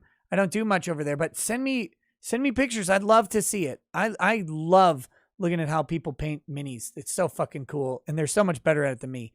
Nix Hex says, I'm learning to read, write, speak Greenlandic. So here's the law-splaining word of the day. Igamut is against the wall. There you go. Zephael says, I'm emailing blocked superchat Ricada law.org. What? Superchat blocked. Says, should I go hard on Wall Street Silver? I'm taking 12-inch plus beat down on the Queen Elizabeth being my cuck by BI something H, Nick. I can't. Here's why they blocked you. YouTubers are not allowed to give financial advice, actually. And giving, so you have to be careful when talking about things like silver, cryptocurrency, or whatever. I'm not a financial expert. I can't tell you about that. Can't tell you what to do. I could point you to resources. I could give you the phone numbers of financial advisors who could give you some advice, but I can't. And YouTube has shut down live streams in the middle of it for suggesting things about crypto or commodities. You can't do it. No one important says, this is very true. I've met several women like this. Jason the Great Awakening says, is this why females are so against dolls and robots? I don't know. Maybe. Jason says, Fauci is a god-tier scientist you should listen to, even though everything he says changes from day to day. It does not. Fauci is always consistent because you can't make decisions for yourself, pleb. You should always make decisions with the consultation of the experts and your own doctor. The Physicality channel says, send Richard and Bob, please. Tet says, after that image, I'm now somehow gayer. Thanks. Zephael says, got my email. I'll do Manscaped for you. Ryan79 says, great stream, Nick. Not sure if I can watch tomorrow since I will be going to Vegas to celebrate my 41st birthday. Yeah, get it, son. Have fun, man. I've never been to Vegas. I want to go. Zephael says, Space Hotel, The Expanse. Philip T, welcome to Super Lawyer Status. Welcome. Thank you for joining the channel. Much appreciated. CJ says, your knees take a pounding. Where's direct? My shins. My shins. Ebony Williams says, wings or ribs?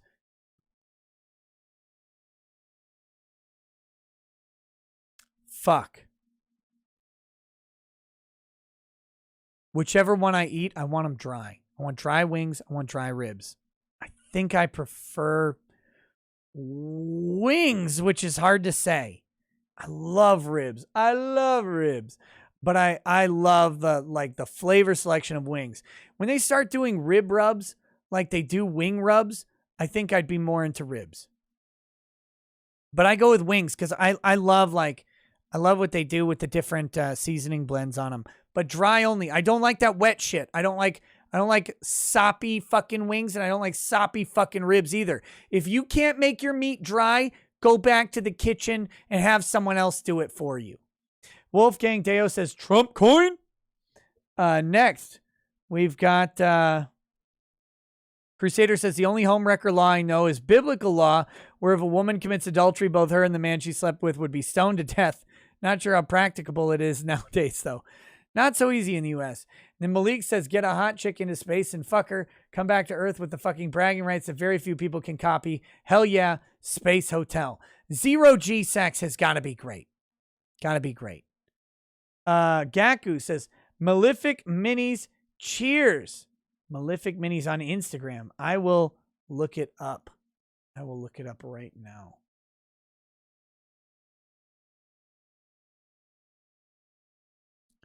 Still got this Instagram up of the allegedly hottest chick on the planet, and I'm just not seeing it. She's not ugly.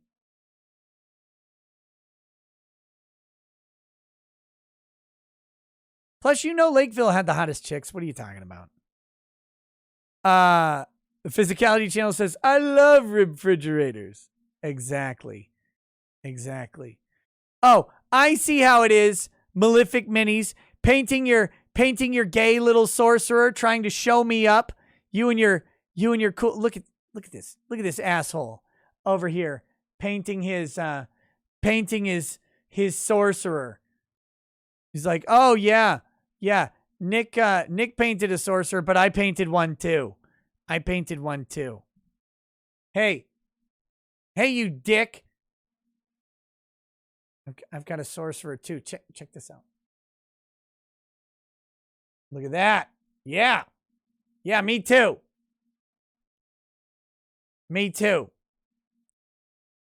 Your painting's really good, though. Good job, buddy.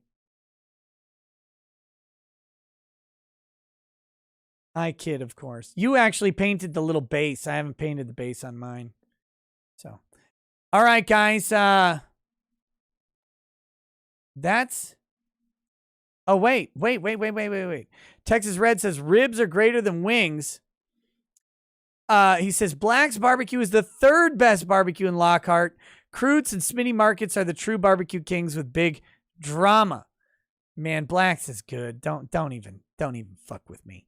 Angry Baneling says, what happened to Lucas Gerhardt case, bruv? It's on appeal. I'm still waiting to hear back from Lucas's attorney. We talked on the phone, had a great conversation, but I assume they got really, really busy. So I would love to have him on the show to talk about the status of the case, but I know they've made some pretty big moves in that case and are probably waiting to hear back on it. So maybe I can get a status update soon. Lucas is a good kid. I've talked to his dad. I haven't talked to him. And his dad is a stand-up guy as well. Retired Marine colonel, I think is what it is. I think he's a Marine colonel. And both he and Lucas super appreciative of the support that we've done for them. I would love to, I need to talk about the case again and give an update. I'll check in on it, but I haven't heard anything in a long time. As Cybertaz says, AOC deep teaser fake in Discord. Oh, mommy, come on now. Come on. Where in Discord? You can't just say in Discord. That's not a thing. There's 48 different places in Discord.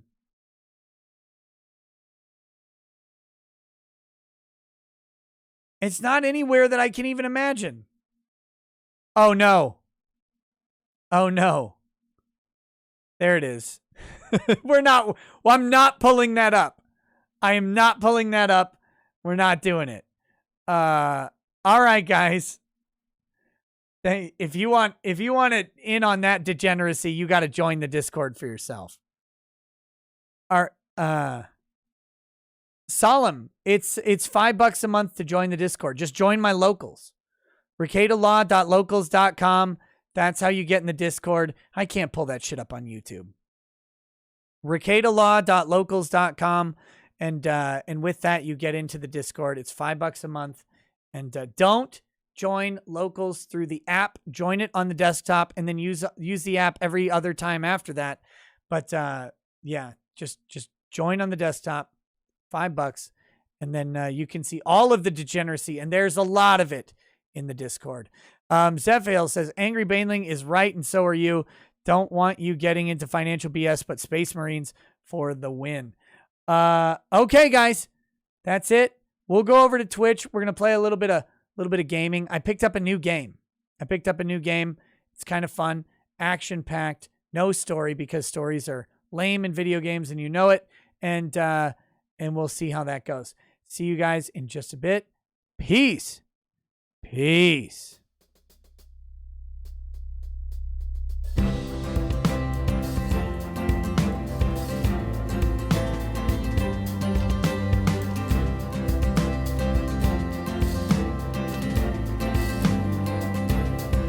Oh, he drinks a fair bit, but you realize that it just helps get his noggin jogging along. With his glass by his side and his kids asleep tight, we'll hear some law-splaining tonight.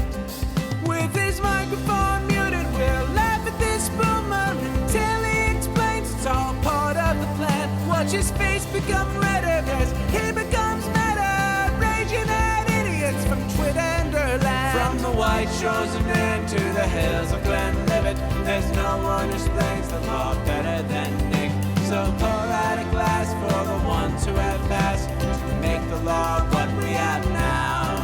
Oh, his lady is fair, and she handles herself with the grace of one who has borne many children. As the wife of a lawman, she makes sure that he has the time and the place to provide for them there. So pour out an Ardbeg, a Balmore, a Lafroig. The spirits flow as the ones who get unemployed. So pour out a glass for the T-post on Twitter as we hear law-splaining tonight.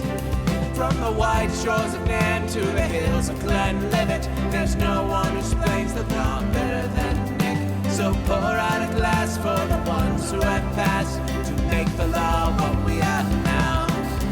Oh, the guests are all plentiful, from Doug T to Drexel. They bring their perspective and spice to the mix. But the reason we're here and the one that we cheer is the one who is showcasing us his career.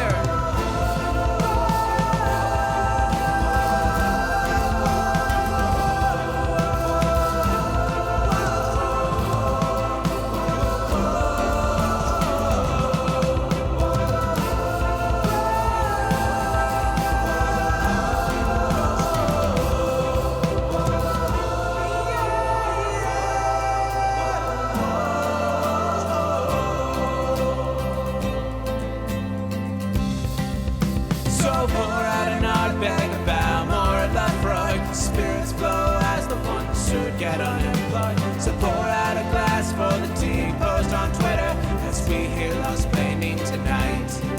From the white shores of Nairn to the hills of Glenlivet, there's no one who explains the law better than Nick. So pour out a glass for the ones who have passed to make the law what we have now. From the white shores of Nairn to the hills of Glenlivet.